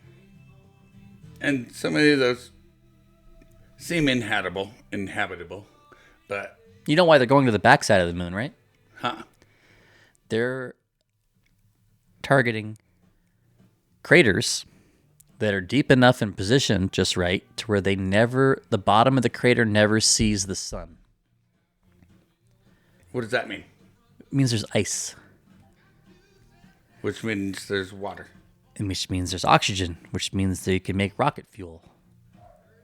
And they can sustain inhabitable life on the moon base. Every time an asteroid hits that thing, it deposits. There's no atmosphere. If the sun hits it, it evaporates and it's gone. There's no atmosphere. It leaves. If it's in the shadow, never hits the sun, or it's covered in the dust and it's buried, it's still ice. I've never understood this. It's going to sound like a stupid question, but I'm going to ask it. It was only a couple of years ago that I learned that the moon revolves around the Earth, Yep. and we only see the one side ever. It's So locked. the- It's locked in a positional orbit, and it doesn't rotate. The It moon is- doesn't rotate? Nope. It's locked in a positional orbit, so it is rotating around us, and that's what's stabilizing it as we rotate around the sun. That is so freaking weird. Yeah. That's why when you look up, it always looks like that face everyone always talks about. So the whole dark side of the moon, you've never seen it. How about I believe they're up to 79 moons around Jupiter now? Oh, is there? Is it collecting moons? I think 79. Like, Oh. do those all not rotate? I have no idea. I don't know either. I'm not a Ours doesn't. astrological scientist or whatever. Yeah. No, ours doesn't. That's weird. So weird. You Some think cool it shit. would also spin. But You would why- think it would why have doesn't to it spin? stabilize. Yeah. It's just luck. I think it's just the size of it, the mass of it, the way we rotate, the gravitational mass of the Earth Right. and spinning around the sun. I think it's just locked. It's just locked in. So if we screw Well, here's- technically, it is spinning. It's spinning at the same rate to where it always faces us. Oh, okay. So that is a rotation of itself. But it's so much slower that we only always see the one side. I'm guessing that means it's counter-rotating as it spins around us so that it maintains the same facing us. So what do you think? Conspiracy theory. If we go screw with the moon and start messing with the dark side of the moon and change its trajectory, is it going to affect our tidal waves? I think and change the patterns on Earth? I think it's people don't perceive the mass of it, kind of like people can't perceive how much $1 billion is. Right. How much big a difference a billion is from a million. That's so much more from a million to a billion. Right. Astronomical. I don't think they realize the difference in mass from the moon. Even though it's so much smaller than Earth, the moon's mass is still astronomical. And what we're throwing at it is nothing. It's always, think about it, as long as it's been there, it hasn't moved. Our tidal waves have stayed consistent, predictable. For at least over 100 years. How often is it getting bombarded by meteors and objects in space? Constantly. It's constantly getting bombarded by all these huge astronomical pieces of matter. It's still there. How are we going to throw our little thing at it? Stick it on there. Right. And expect that we're going to have this big influence on it. Just like climate change and all this other stuff. Like, you have such an ego that you think that your little whatever you're doing is going to affect an object as big as Earth. Right. Less than 1% of the Earth is farmed. Less than 1%. Actually, less than 1% of our inhabited areas is farmed. And then think of how much of a small percentage we actually impose on the Earth when most of it's water. Like, people just aren't breaking down the scales, and they have this ego that we're this unstoppable force on Earth. Like, yeah, we can move freely, we can do shit, we can kill people, we can grow things. Earth's been doing that on its own forever. Oh, yeah. It doesn't give a fuck. It doesn't like how it's doing things. It changes something. It balances and it sets it back. I'm a firm believer there's essentially a Mother Earth. When it's time to reset, she resets herself. Regardless of how you look at it, you're not wrong.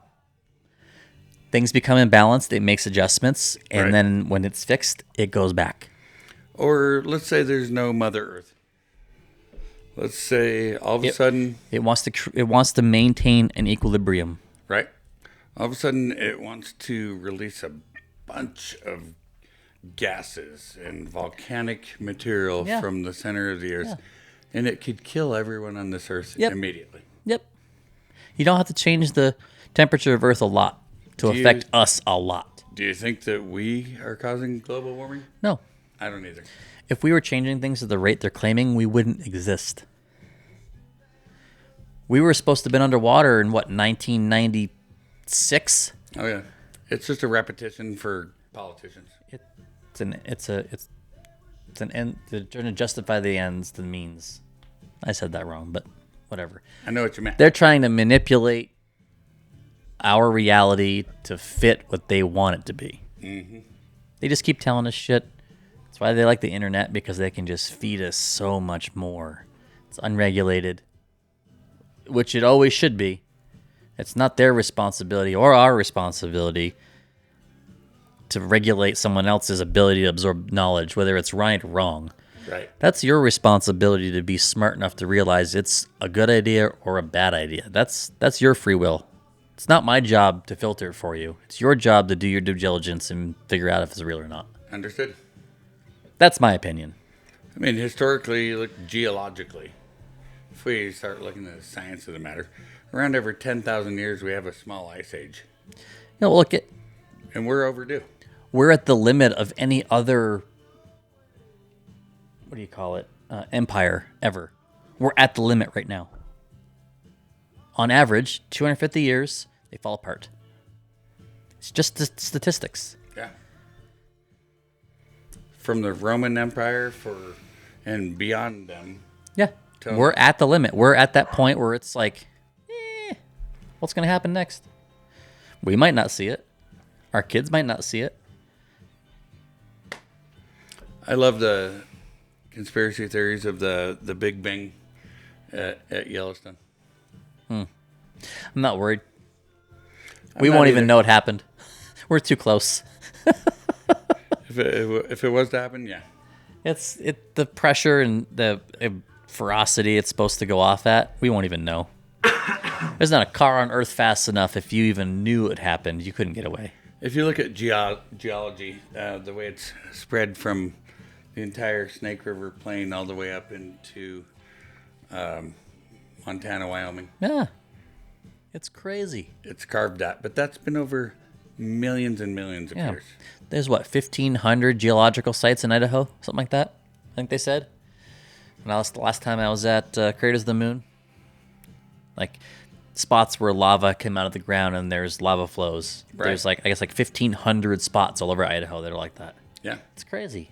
Like Hell's Half Acre. That's a big flow. Yeah, they say the Earth tectonic plates have shifted and those eruptions have completely carved our entire valley. Yeah.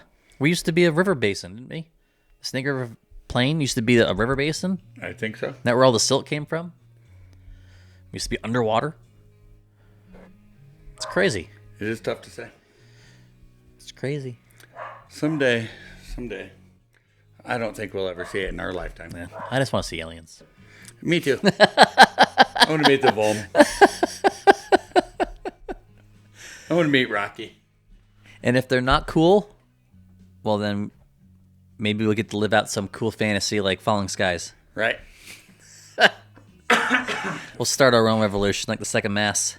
Fight for the right to survive. Except we'll be prepared. We'll have a soundtrack. It'll be better. It's like the Beastie Boys said. You got to fight for your right to party. We'll be blasting the JBLs. Yeah, but I ain't drinking no fucking White Claw. White Monsters, maybe. Maybe. I'm grabbing a drink. All right. We had to go rescue dogs. They escaped. Oh, are we back on tape? Mm-hmm. Oh, okay, cool. I didn't pause it. I just let it roll. Nice. I'll just clip out the in-betweens. Here, let me grab this one. Come here. All right. This is one of the escapees. His name is Mac. He is a cowboy corgi. He's a 10-month-old pain in my ass, but I love him to death. Yes, I do. I love him I couldn't pick mine up like that. No, he's like 30 pounds now. Yeah. Buffy's almost 100 now. Oh, my goodness. Yeah. That's a big dog. That's a lot of dog. That's a big dog. Apparently we like large animals because the kids and the wife just got a cat that's supposed to get to 30 pounds. You see all the cuts in my hand? Yeah, you get all beat up from that dog. What's this guy? We play, and he's like, ow. Choose me. Hey. Shush. Gotta be quiet. That was like a Bush Light commercial. Bush.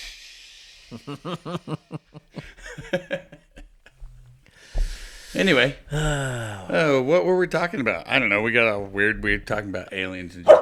We've talked about so much stuff.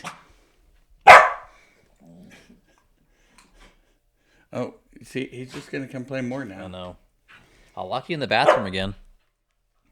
Right? I don't know why he locks himself in the bathroom. That's like at least 3 times documented now.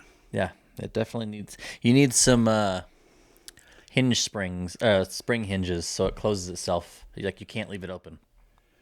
He's Don't untie my shoe. These dogs are very, very, very attention oriented. Yeah. They got to have attention. Nonstop. Whitney's is not like always like nipping at you attention wise. He's like whines and wants to crawl into your skin. Which is sometimes not great because he's also like 65 pounds. So he's like in your lap, laying on you. Right. And he just always has to try to touch your face with his paws. At times, I want to be a little meaner to this guy, but he's still only 10 months old. I need to give him some patience and try to Yeah, but they're train him peacefully. I don't want him to be they're scared of resilient. me. I don't think he'll be scared of you. It's just respect. If he thinks he can push us around. The day I met him in Mackey, Idaho, that's why his name is Mac or Mackey. The other one's upstairs crying. We were up for a go see your brother. friend's wedding, but he runs a cattle ranch up there, and he's got like 7 healers or Yeah. Cow dogs. Cow dogs, right? Healers, blue healers, whatever they are. And there was one, he's like, this bitch, she don't work anymore. I'm just going to have to shoot her. And then Alicia's like, no, you can't shoot that dog. We'll take her home. And then we went to the rodeo, and then I met this little puppy. And I'm like, this is my puppy. I'm taking him home. Yeah, it's mine now. So then our friend's like, you son of a bitch, now I have to shoot this dog. And then Alicia's like, no, you can't shoot that dog. I'm like, Mason will never shoot that dog. She might not work anymore for whatever reason. She doesn't want to chase the cattle. It's more of just a snarky term now. Yeah, you know? yeah. He was like, now I got to kill this dog. If anything, it's a great sales tactic. Yeah, it was. Wait till the wives are around. You're like, I'm going to have to put it down. Like, no, we'll take it home. I got to be honest with you. I'm glad I got this little shithead over the other one. Yeah. Well, it'll last longer. Well, there's that. The other dog was super sweet. She would have been a sweet dog. We got 2 14-month-olds and then like a 10-year-old. So she's quite a bit older than they are. Mm-hmm. And then we got the cats. That one's going to be a giant. It's best to get a step cat. Then you don't have to have a litter box. I know. However, I'm starting to get a little worried about my step cat. I haven't seen him. Usually he's always here. I know. He was here. Is he in like house arrest? They don't let him out? No, he was here like an hour before he got here. He must have went out the door because the back door was open. But his hair is getting so matted, like I can't even brush it out at this point because he's a long-haired cat. I feel like the only way to correct that without him getting skin damage and getting infections Buzz it. is he needs to get Trimmed. sedated probably and trimmed because his hair mats are that bad. Oh, and he doesn't let you do it? I try to brush and then he gets pissed and then he's like, ah. And that cat's got big claws and big fucking teeth. Well, he's strong too. He's used to being outside. He's a big ass cat. The difference between an indoor and an outdoor cat. Like when you go to pet them and you like hit their tail and it's like your hand stops. Like that's the difference between an outdoor cat. Like there's just, you could feel the muscle. Yeah. I already know that I upset the neighbors briefly when I took him to the doctor last time. Yeah. But I kind of want to go talk to the neighbor girl dad. And be like, Oh, her? yeah, because technically it would be her cat. Kind of want to go talk to her and be like, hey, look, this guy's going to start getting massive infections soon in his skin all over the place from all these mats. Yeah. So is it cool? Can I just take him in? If you want to split the bill with me, that'd be great. But can I just take him in, get him sedated, get him shaved, and clean off these hair mats? I don't know. I haven't talked to her yet, but I've been thinking about it. No. I mean, he's basically my family. I understand what's going on. I don't think she does. I know. The last time I took her cat, She's over at your house more than she's home. yeah. He's technically he, but last time I took him into the vet to have a wound checked on his leg. Right. Yeah, you got in trouble. I was like, how dare you take care of that cat? right. And then when I talked to her, I was like, I'm sorry, I didn't mean to offend you. You know, he's our neighborhood buddy, and I just wanted to make sure he's okay. And she was like, sweet as pie to me. I think it was very fake. Maybe her dad told her, you need to chill out. I don't know, because he came over first. Yeah, but He came out first, and he was like angrier He was than hot, I've but he ever seen him. listened. Yeah. You know. I told him like, dude, I didn't mean any animosity, and wasn't trying to cause any troubles. I The just cat thought, needed help, so I did it. I didn't even ask for money. I just paid for it. right.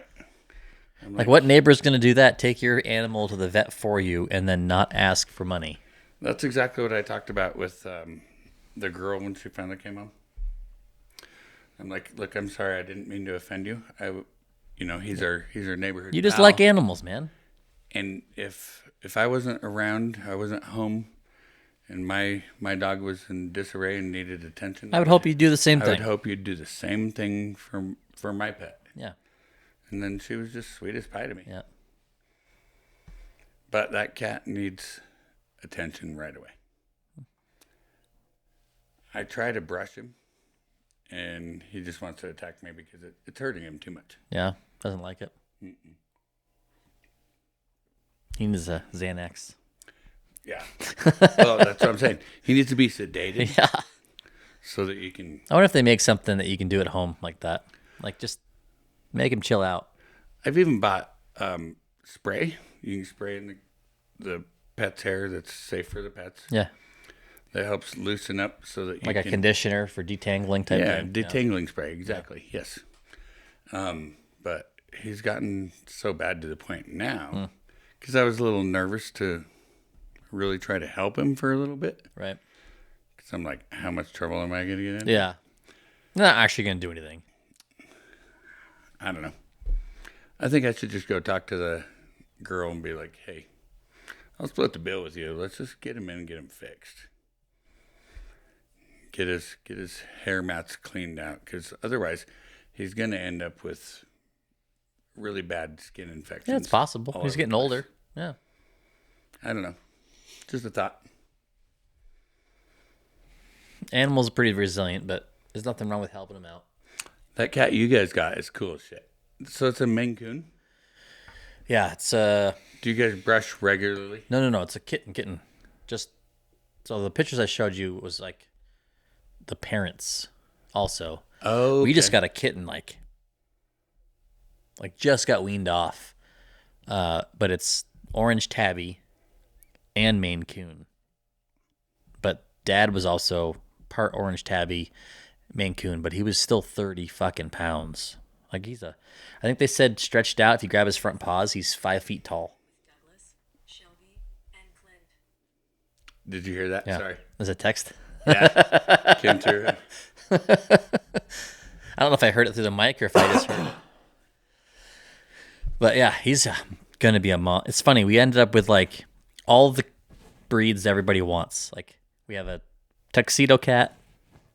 And then our other one is Maine Coon and orange tabby. That's all the 3 ones people want. Right. I like the orange tabbies, and I love the Maine Coons. They named him Rocky That's hilarious. because they like the movie that much. Like my wife doesn't gravitate towards sci-fis. She went twice with me That's cool. and laughed. I'd Both like to go see it times. again in the theater. I'd go again. You know what I wish? Movies you like felt like they took as long the second time. You watch a movie 2 and 3 times, every time you watch it, I feel like the movie is shorter and shorter and short because you know what to expect. It's like you lose all the little filler parts because you know it's coming, right? Right. I wish it would take as long the first time. But you don't notice the little innuendos you missed the first time? I pick them up, but I feel like the movie's shorter. It feels shorter. Like I want to savor I it. get Like that. I wish it would feel as long. I had the same thing with like F1. I watched that 6 times in the theater. I've watched it at least 4 times in theater, and probably 6 or 7 times now. Yeah. It was such a good movie.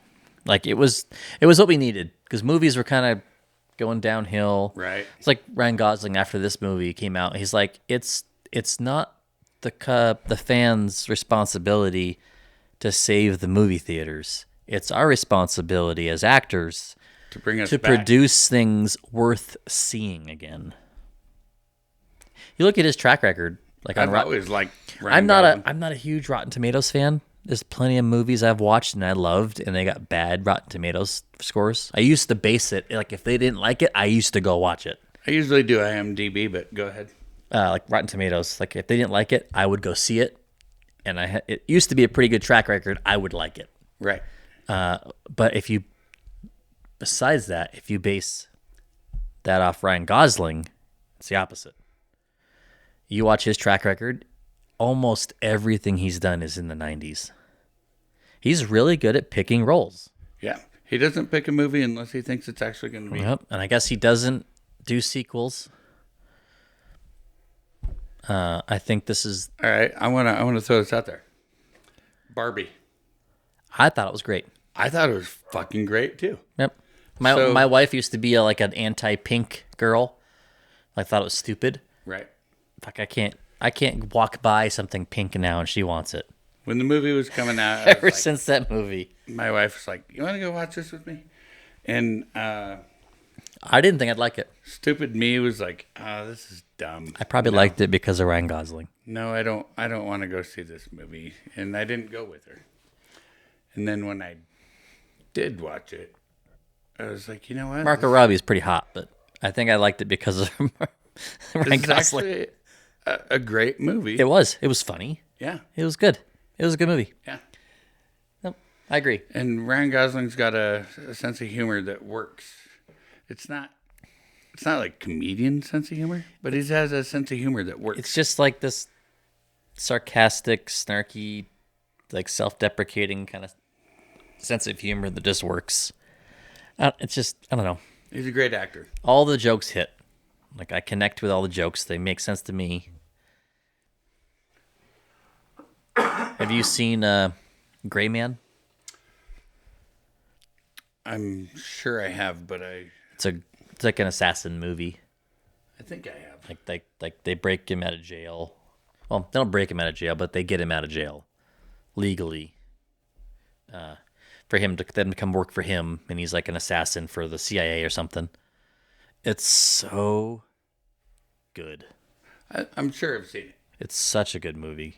Like I said, I watch a movie and then my brain forgets it. No, I love movies. I do too. Like I know you love movies, but like to me, lots of them they just stick. I just don't retain that information very well. My brain works slightly different.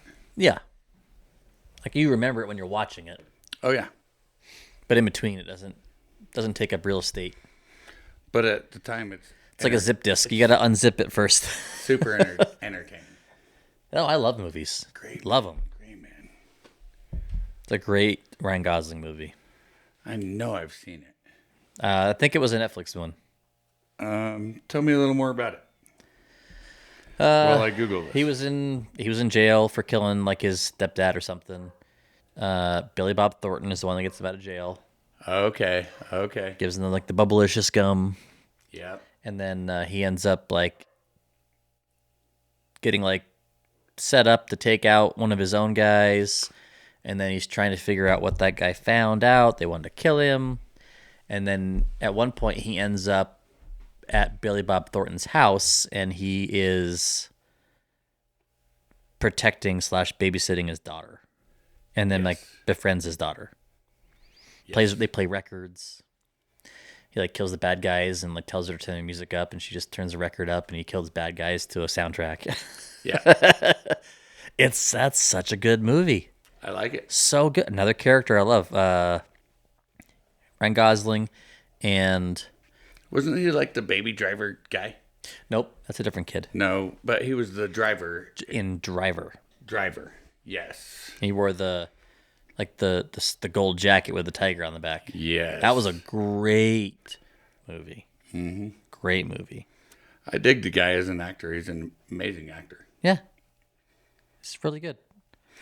What I feel like, I guess, that he's done is he's been very choosy. And I don't know, because I've never been in his position to He's very good at choosing roles that pick and work choose. well for himself, and he must believe in the script because they end up doing well. Maybe he, since I'm not in the movie business, maybe he's just said, "Great, I got a role. Now I'm going to do it." And maybe they've all turned out well, or maybe he's really good at picking and choosing. I feel like he's good at picking and choosing. It could be both. So We'd have to ask him directly. the Ryan Gosling, will you come talk to us? yeah, come hang out. Who's the guy that just did the new Running Man? Oh, that was a great show. I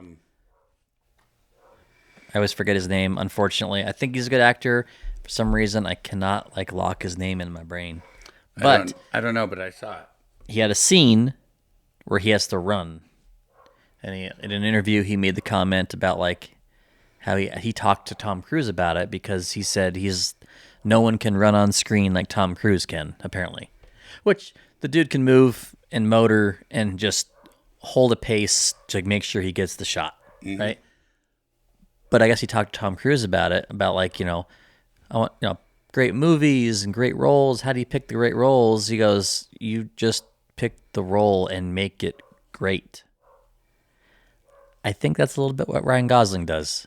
I think he picks a script he likes, and he makes the part great. He doesn't rely on the story. He makes that character great. Right. I think that's what makes a good actor. Is they make that character memorable. They make it to where you can connect with it. They give it depth. They make it their own. A lot of those good actors, those scripts and their guidelines. Unless you're working for Quentin Tarantino, which from what I hear, you do not deviate. You stick to what he wrote, and that is it. Seems to work. I don't think I've seen a Quentin Tarantino movie I didn't like. Right. I haven't seen a single one I didn't like. There's a number too. He has a specific number. He said once he's made that last movie, he knows what that number is. He said he's done. He said he's done the research, and all the greats only have done so many movies. So once he's made that last one, that's it. Excuse me. Once Upon a Time in Hollywood. That was great. Another good Brad Pitt movie. When Brad Pitt beats the hell out of Bruce Lee. It was really good. So I know, and the family tried to sue Brad Pitt so over that. it's something apparently that loosely happened, but apparently they make Bruce Lee look bad, I guess. Yeah. Yeah, the family was really pissed about it. But he's Brad Pitt's character is based off a real person. Yeah. And I think that was hilarious when that was freaking hilarious. That movie was so good. what's his name? Titanic there. Leonardo. When he lights that chick up with the fucking flamethrower in the fucking pool when he's high as shit. Like acid laced weed. Isn't that what it was? Something like that. Brad Pitt's character's high as shit too. He's trying to hold it together and just does a couple cool karate moves or whatever on the people. And then when he throws that can at the girl and hits her in the face. It's just so see, that's one that I remember pretty well. It's so funny. It's just so funny. It is. It's meant to be funny, but it's not scenes you would have thought were going to be funny when they started. Right. I just love those. God, it took that bad event of the Manson family messing people up, and just turned it on its head at the end. God, that was so funny. Right. So good. Did you see the newest Leo DiCaprio? One Battle After Another. What did you think? I didn't like the movie as a whole, but there was some really good parts. Yeah. Yeah, I really liked Benicio del Toro's character. Yes. I really liked his character, when he was getting pulled over to save him and pretend he's drunk. Viva la revolution! It's kind of like Napoleon Dynamite for me. Yeah. I don't want to sit and watch the whole movie. Oh, you don't like? No. All right, we'll talk about this another time. I don't like the movie as a whole, but there's a million great quotes. Yeah. And I'll quote it. There's some great scenes. Yeah. I just can't sit through the whole thing. Oh, I freaking loved the entire thing. That's Alicia hated it too. It's just the thing. Everybody's got a cousin that was in it, and this and that. It's Idaho. It's Preston, Idaho, down by the Lager farm, and all this shit. I just can't sit through it. But there's so many good parts. Right. So many good parts. I'm glad it exists, but I don't want to sit and watch the whole thing start to finish. Oh, I loved it. Give me like a cut up version just with the good sections. You know what got me?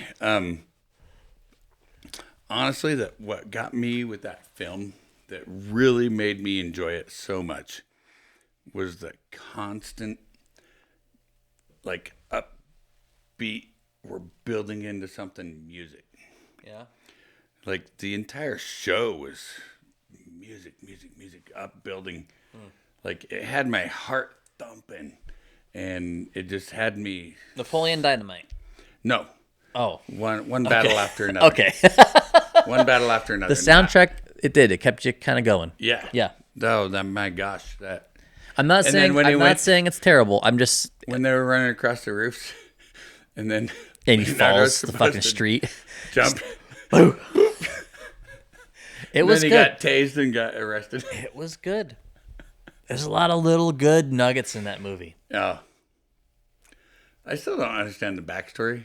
Like this Viva le Revolution. He was he's a revolutionary fighter. Like they were like Was this were ever like- a real thing? they were like or was terrorists. it They're just like a terrorists. story? They're like hippie terrorists. They're like Antifa. Yeah, probably it's the closest thing. Yeah. I mean, yeah, that's probably the closest thing. How Yeah. else could I? No, to modern time like reality, it's probably the closest thing. Yeah. And then he got old and out of shape and just got lazy and stopped. Fell off a roof and got tased. That was so funny. It was funny. And then when he was on the phone with the people, I don't remember that. I'm too high.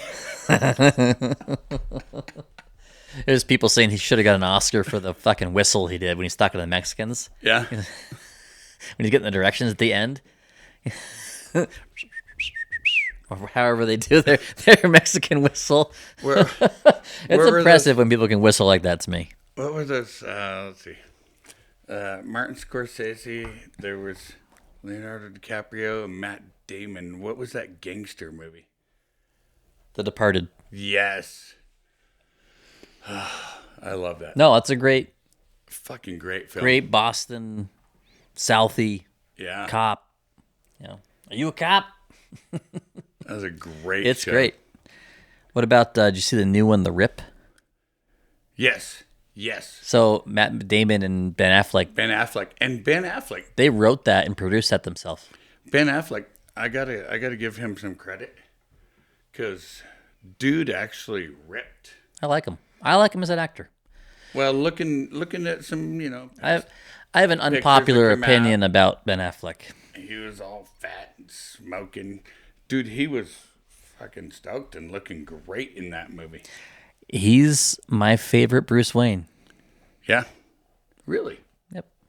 You think so? Just Bruce Wayne. I think he did a good Batman. He's my favorite Bruce Wayne. He's the only one so far, in my opinion, that's the appropriate size. Right. Batman's a large human. Right. I'll give you that. And to me, he is a great Bruce Wayne. Some people didn't like him as Batman. I think it's a personal thing. I don't think they like Ben Affleck. But take all that away, I think he is a great choice for that specific Batman. I think he'd be a good ultimate Batman. The day I first saw Good Will Hunting It's a great movie. with Matt Damon, Ben Affleck, I became an immediate fan of Ben Affleck Yeah. and Matt Damon No, they're good at their job. alike. They're great at their job. I didn't know Matt that they Damon, both grew up in Boston. They were friends as kids. They were in theater together in high school. Yeah. Matt Damon needs to stop getting lost in space, though. I don't know about Matt Damon. Interstellar, The Martian. Like, the dude needs to stop going into outer space. He keeps getting lost. Okay. He keeps getting left behind on planets. The Martian is a great movie. Interstellar is a great movie, but like The Martian being his movie, he has a smaller part in Interstellar. Right. The Martian's great. I love Andy Weir books. They are so good. Right. So good. That's one thing with Matt Damon, if you mind, that I absolutely love is the Good Will Hunting with Robinson. Yes. Oh, yeah. That's I got to miss go that down guy. in history. I miss that guy. Like, everything he did was great. Okay, I'm sorry. Carry on. Because of the popularity of Project Hail Mary, they're moving forward with Artemis. The book I just got you to read. Really? Yep. The movie industry is realizing Andy Weir books and How the funny. and the population right now, or popularity right now, not population. I need to start reading that or listening. You did. Artemis? That's the one with the girl on the moon. Oh. Yes, that's right. That's Andy Weir. That's the same author. Really? He's a great author. That's why I recommended it to you. That was a massively So that's good. why I recommended Artemis. That was like a few years ago. No, me and you started doing the audiobook thing last year. It was only been like a year. Where she was like smuggling and she was sneaking out. Yep, she was born. No, she wasn't born on the moon. She was born on the moon. Yes, she was born on the moon. So she's like the first generation born on the moon. People have been there for a while, but How funny is it that they named this current Artemis. Well, Artemis is, I think, Greek mythology. I think it's why Artemis is. It's always associated with the moon a lot. I think. Really? I think I could be completely fucking wrong, but I'm pretty sure that's why lots of things that do with the moon reference Artemis. I think in Greek mythology you have like Mars and different planets. I think Artemis is the moon. Huh. I think I'd have to look that up. I don't know either. it's like coming to my brain that way, because Ares is Mars, But that would be right? excellent. The god of war, that's Mars. Greek mythology usually aligns with planets. Interesting. That's pretty funny sure. because Greek mythology, they didn't even have, They could see with their eye. but they didn't even have telescopes to Nope. actually see that. They were that smart was- enough to track it. That's how fucking smart they were. Like they had sextants, and Well, you oh look no, at- I don't think the Greeks had sextants, but they mapped the stars. They recognized constellations. They would come back and they had a cycle. Mars, you can tell 'cause it's fucking red, right? And then they started realizing that's a planet or something besides a star, and they named it, and they could track it because that was that constellation, and they could reference the thing off the constellation. Right. They were smart, man. The shit they figured out just by writing shit down, doing math. Long before the It's crazy. technology we have now.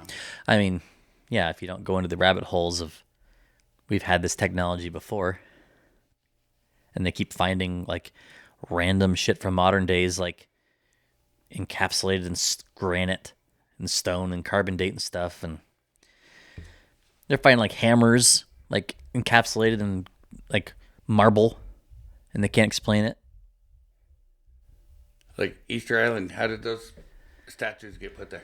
Yeah, I mean, people have done experiments on how they moved them and done shit like that, but they've demonstrated they can move them by a person. There's some guy in the Midwest that's done all this, and he's shown how he can move like Egyptian stones and Easter Island stones by himself. What? Just leverage. He's done it simply with leverage, like doing simple things like taking like one of those Egyptian stones, right? And he with leverage, and he takes like a single stone and gets it under the middle of the stone, and then he just balances it, and you can spin it. Like when you get rocks under the pallets at work, the pallet wrapper, and that thing wouldn't fucking stick to the pallet wrapper, and the plastic would make it spin. Right. You're just reducing friction, and it's balancing. Interesting. Or he'd space different wedges that were the proper size and spacing, and you could take that stone and its dimensions matched to the angle and spacing of those wedges, and as you rolled it, it was effortless because those wedges would meet the contour of the stone at every point in its rotation. I don't know if that makes sense from me describing it, but I think it does make a lot of sense. we had a but bunch of triangles that still stacked up. seems like it would have taken 7,500 years to build. Maybe. They had a lot of slaves. Powered by beer. Okay. That's what they fed them rations of beer. Really? Yeah. That's what they got to eat. Food also, but they had like rations of beer because it was nourishment, calories and stuff. They made in beer. Huh. So it's one of those other little weird things they give people. I want to go down another weird rabbit hole. What do you think about cloud seeding? I don't think we should be doing it. Do you think this is actually happening? Yes. Is there There's companies documented, people admitting they do it on other podcasts. really? Yep. One of my friends is like, I don't care if you believe it or not, but these guys are like screwing up our country. Sean Ryan, he does another podcast, like the second podcast in the country, popularity-wise. He had a guy that owns a company that does it. And then they were joking about like can they actually produce massive storms that cause that much? they can't damage? create storms. They can. That's why it's called cloud seeding. There has to be the start of something, and then they can take that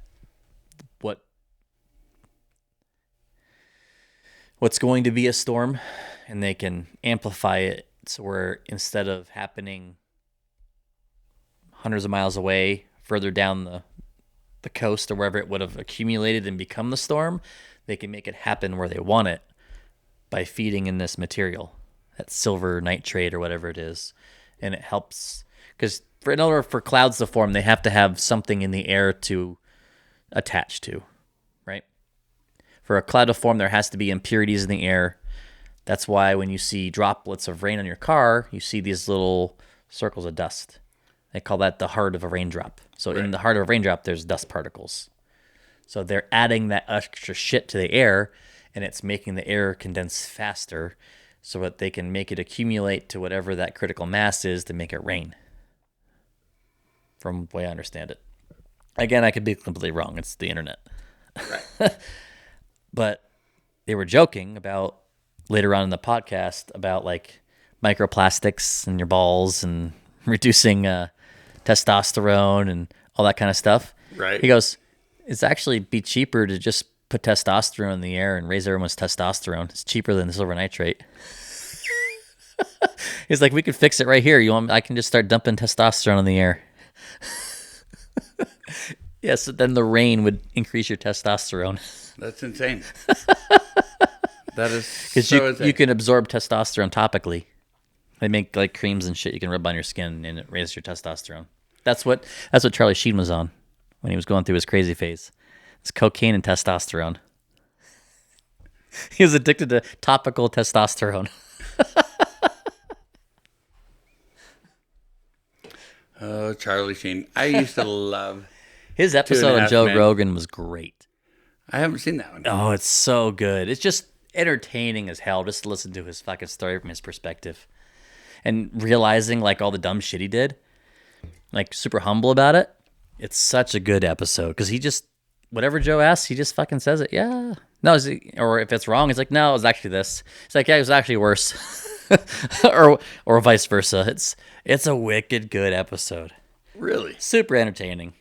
That's why I love his show. Like, there's not really an agenda most of the time. It's people he just wants to fucking talk to because he's interested. Right. That's how come he can keep talking. It's a topic he's interested in. We may have to cut this, but I don't care if we do or not. When I was younger, first time I ever ate acid, I was at my brother's house. We're watching Young Guns. I can't remember if it's 1 or 2. But it was the scene where they're riding their horses into this town, and everybody's all on peyote. So they're all screwed up, right? And at the same time, I'm on acid. And they're like, you guys see the size of that chicken? And they're like shooting guns off of the horse, and they're riding the horses backwards. Dude, I was so messed up. And we watched that thing like, I don't know, 100 times that night. It was stupid retarded. I don't think I've seen that since it came out. Oh, it was so retarded. That sounds like a good time. It was a great time. And then, because I think at the time I was still only 16 years old, and I was at my brother's house. That's okay. Statute of Limitations is up. So, yeah, exactly. So I was up all night on acid, and we watched this scene like 100 times over. And then my dad showed up at daylight in the morning and told me, "You need to get your ass home." So I had to drive home, and I was still frying balls. So I'm trying to drive like 5 miles back to my house, and I'm still tripping. So like, there's like bunny rabbits and stuff running across the road in front of me. It was horrific. Real bunny rabbits. No, they were delusional. Wasn't this about the same time that Idaho was having like that whole bunny rabbit pandemic? That was like 10 years. Well, that was the great mud like bunny bash of like 1981. Those videos are insane. Dude, they had people show up. Hundreds of people with frickin' baseball bats Right. buried to their knees in rabbits running in every direction.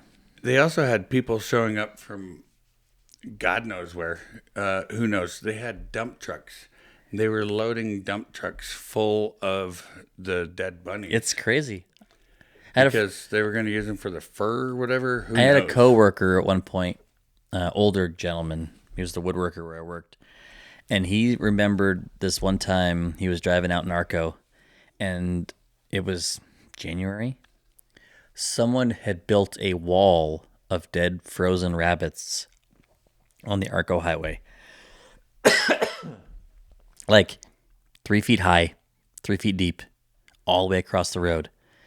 And he said if he hit that, he probably would have died. Like, it was a solid brick wall made of rabbits that had just frozen together. Someone had stacked in the middle of the Arco Highway. Dead jackrabbits. It used to be such a problem. The stories I talk to people about, it's just insane. We had an explosion of the jackrabbits again. I don't know, probably more like 8-9 years ago. Huh. We're up in that same area, the Arco area, and we had permission to hunt this land, and you could spotlight the bunny rabbits. Yeah, they're invasive at that point. Oh yeah, because they were devastating all of the farm alfalfa fields. Sure. Anyway, so we'd turn off the light, wait for a second, turn the light back on, 100 more rabbits. But this one haystack we went to, these guys that had been there before us, Right. had actually spelled their names out in dead rabbits. Like, I grew up eating rabbit. Yeah. But these are rabbits that are not really nutritional. You got to catch them can't when they're really fat. eat 'em. Yeah. They're not really nutritional. They're not a food source. You have to catch them like in the winter when they're still fat after the worms have died off. When these rabbits explode in population like that, generally some kind of disease wipes them all out. Well, there's not enough food for them all either, so they're skinny and Yeah. And then they come back with a force next time they come back. yeah, it's just this weird ebb and flow. Yeah. Kind of crazy. Yeah. I think it was 81 or 82, the Great Mud Lake Bunny Bash. I've seen videos. It's insane. It is. It's pretty wild. Because you couldn't shoot them. You don't have that much ammo, and there's so many people around, so you just grab a bat and you just start swinging. Yeah. Like, you don't even have to aim. It's like a freaking mosh pit. They went out with like fence panels and herded them into corrals. Yep, and then people jumped in the corrals, just like bashed them. billy clubs from like English police officers. Just That's why they call it the Bunny Bash. They It's- bashed them. it's insane. And I've been there to see, it wasn't near as bad as that Bunny Bash, but I've been out in that same country and I've seen the explosion of jackrabbit You populations. scare them up, and you just see this herd. Oh my gosh. thousands and thousands of them. It's insane. Oh shit. But for some reason, nature has a way of like, they populate so fast, they breed so quickly, and then bam, they all get a disease, and then they all die, and then they're gone. It's true. And then they come back again, 20 years later. Yeah. Or whatever it is. It's just it's just crazy to think if you haven't been there Right. or seen videos. It just doesn't seem real. If you think about it, like the cicadas, Yeah. What's that? The Every cicadas, 7 years? Something like that. And there's 2 different. mostly in East, Mid-East. Right, but there's it's like every 7 years, but there's 2 separate, or maybe it's every 14 years. When they hit at the same time, Yeah. it's a huge burst of But there's 2 population. different cycles. I think it's like every 14 years. Like millions of bugs. So, but it's like it seems like it's every 7 years, and then sometimes it's so loud. It's the same with the Mormon crickets we get out here. They make noise too. Oh, yeah. I've seen them. I've never noticed they make noise. I've been in Mormon crickets where they explode in population. We would take 5-gallon buckets and just catch and throw as many as we can. Because they don't bite or anything, right? Not really, Yeah. no. But they were the best fish bait ever. But the sound alone will almost make a guy go crazy. The sound that they make Is it when they fly?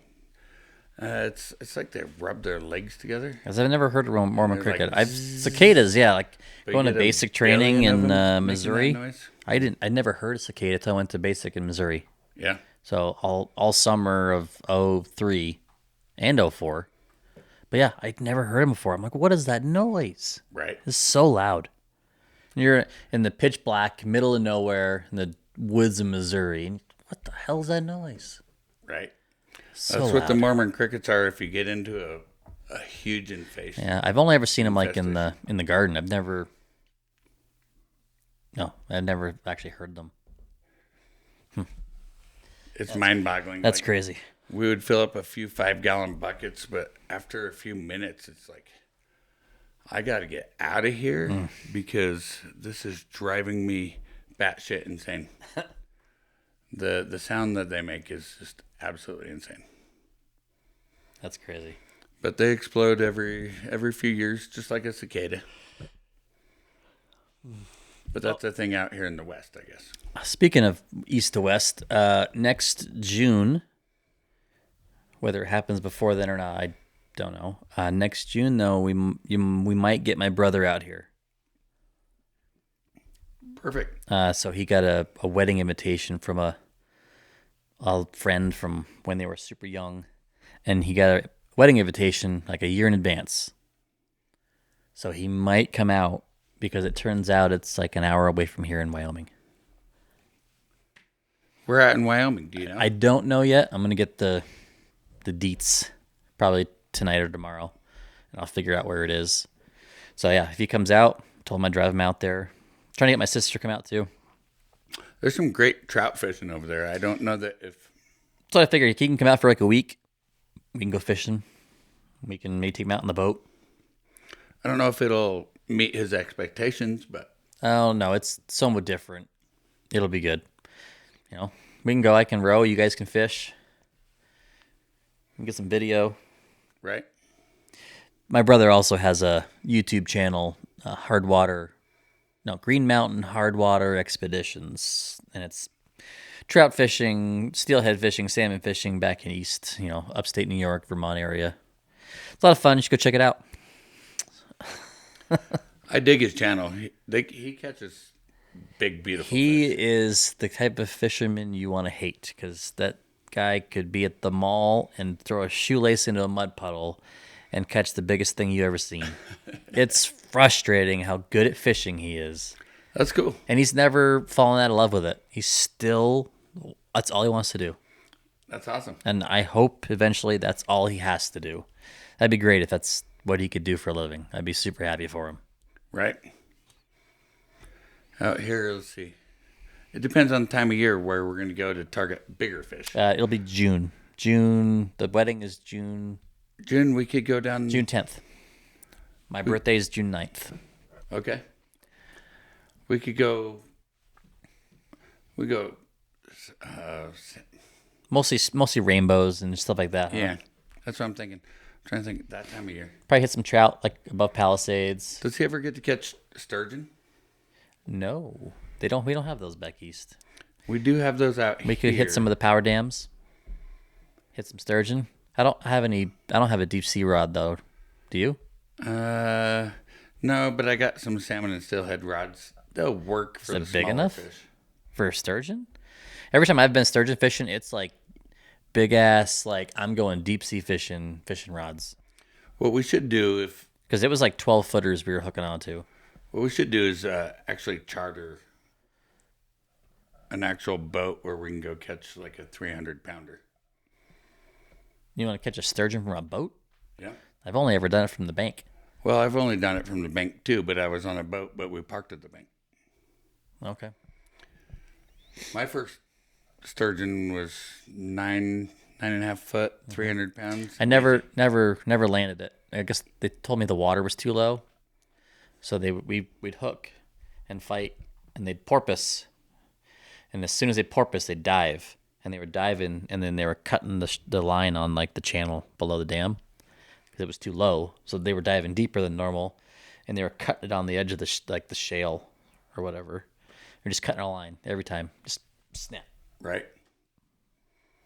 We'd have to go to Hell's Canyon. Yeah, I think I did it below American Falls. I think I know there's some nice fish below American Falls. Yeah. that's where those big sturgeon were we were catching. It's only a couple hours away, but if you go down Hell's Canyon, there's some monsters down I don't there. know if I've ever been in Hell's Canyon. It's a beautiful place. There's bighorn sheep. What's the one in Idaho? Mountain You drive goats. over with that bridge, and there's like the golf course in the canyon. Twin Falls. It's Twin Falls? Yep. Okay. I think You ever played there? I've never. I think that'd be a lot of fun to play in a place like that. But there's also sturgeon down there. Well, any of those deep water canyons, right? Mm-hmm. That water's been carving in there forever. We've got a lot of sturgeon in Idaho, really. We just can't keep them. But You it's got to funny. go up to Washington, Oregon to keep them, right? I think Washington. In Oregon, I don't think you're allowed to keep them, but in Washington, you can keep them between 3 and 6 feet long. They want the big ones to live. I've never eaten sturgeon. I don't know if it's. I've heard it's delicious. That's what I've heard too. I kind of want to try it. There is a farm here in Idaho over. Oh, you can buy a fish sturgeon? Well, yeah, you can buy, but you can also fish for them too. But you can actually buy sturgeon meat. That's what I mean. You could buy it. But to eat. they're farmed. Yeah, it's not going to be the same diet. So they'll taste different, right? Yeah. Like if I go to a store and they're selling salmon, if it's farm raised, I pass. It doesn't taste the same, though. It needs to be a wild caught salmon.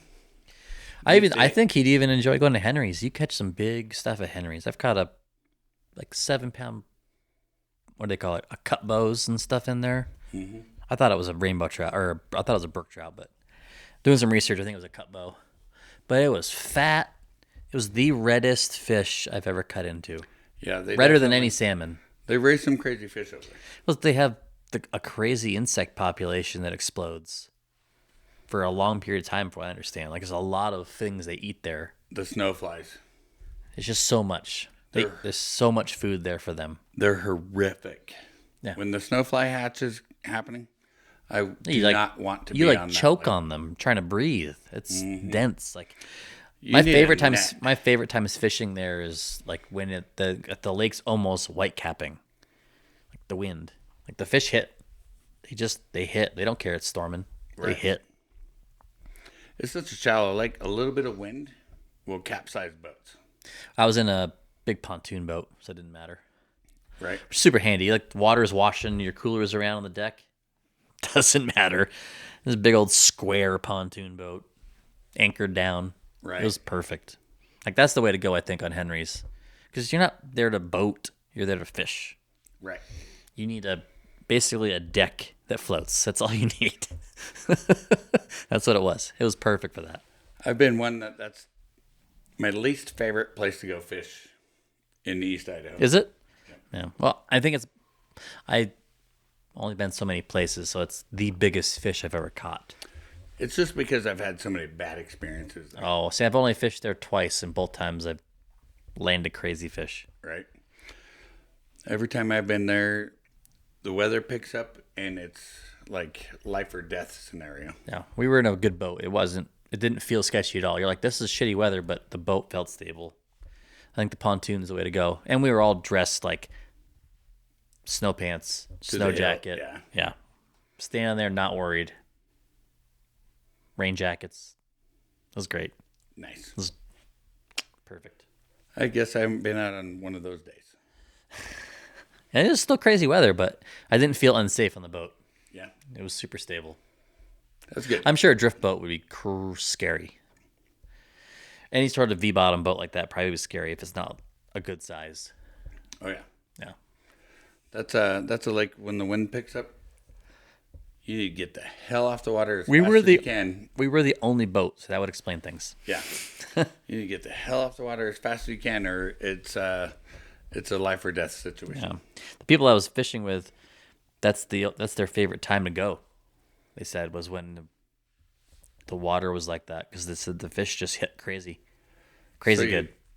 Apparently, you just need the right boat. I think it has to do with the boat because they said when the weather's like that, the fish just hit hard. Right. I don't know why. What's up with the fish and water patterns and Stirring up the bait, stirring up the feed, stirring up everybody getting Yeah. excited. When I say everybody, the fish are fish. getting excited. I mean, I was excited when I started catching fish. Yeah. I was trying to figure out what fish I was going to eat so the fish and game didn't find it and we could catch more. That's awesome. They were all huge. Like everything was 6-7 pounds. Yeah. Everything. It's a good lake. It really is. Yeah. A lot of state records are in that lake. Yeah. Or were caught in that lake. It's a cool lake to fish. I want to do more fishing this year. We're going to get out on your drift boat. I'm game. I got to learn how to paddle it. I've never done that before. No. No, not drift boat. It's not a thing where I grew up. I guess my brother had chartered one back there in upstate New York, but they got crazy high waters, so they had to cancel it. They couldn't safely take it out in the river. Right. They were going to go get steelhead, but the water was too high for that river. They were going to go drift boat in. I'd never even heard of drift boat fishing until I moved here. Right. I think it's definitely more of a thing in the West. And it must be catching on because now they're doing it back east. Definitely started out here in the West, for sure. I think 2.5 hours is pretty good. I think so too. Yeah. I'd like to see what you can put together for I think we can get some good stuff out of this. an edit. Yeah. Call it a night. I think so. I think eventually we'll have to figure out an actual way to close the show. Right. We need an outro. More than thank you for joining us, Idaho Rounds and Rants. Hopefully episode 1. My friend John, I'm Steve. Miss our friend Zach. One of these days. Good night.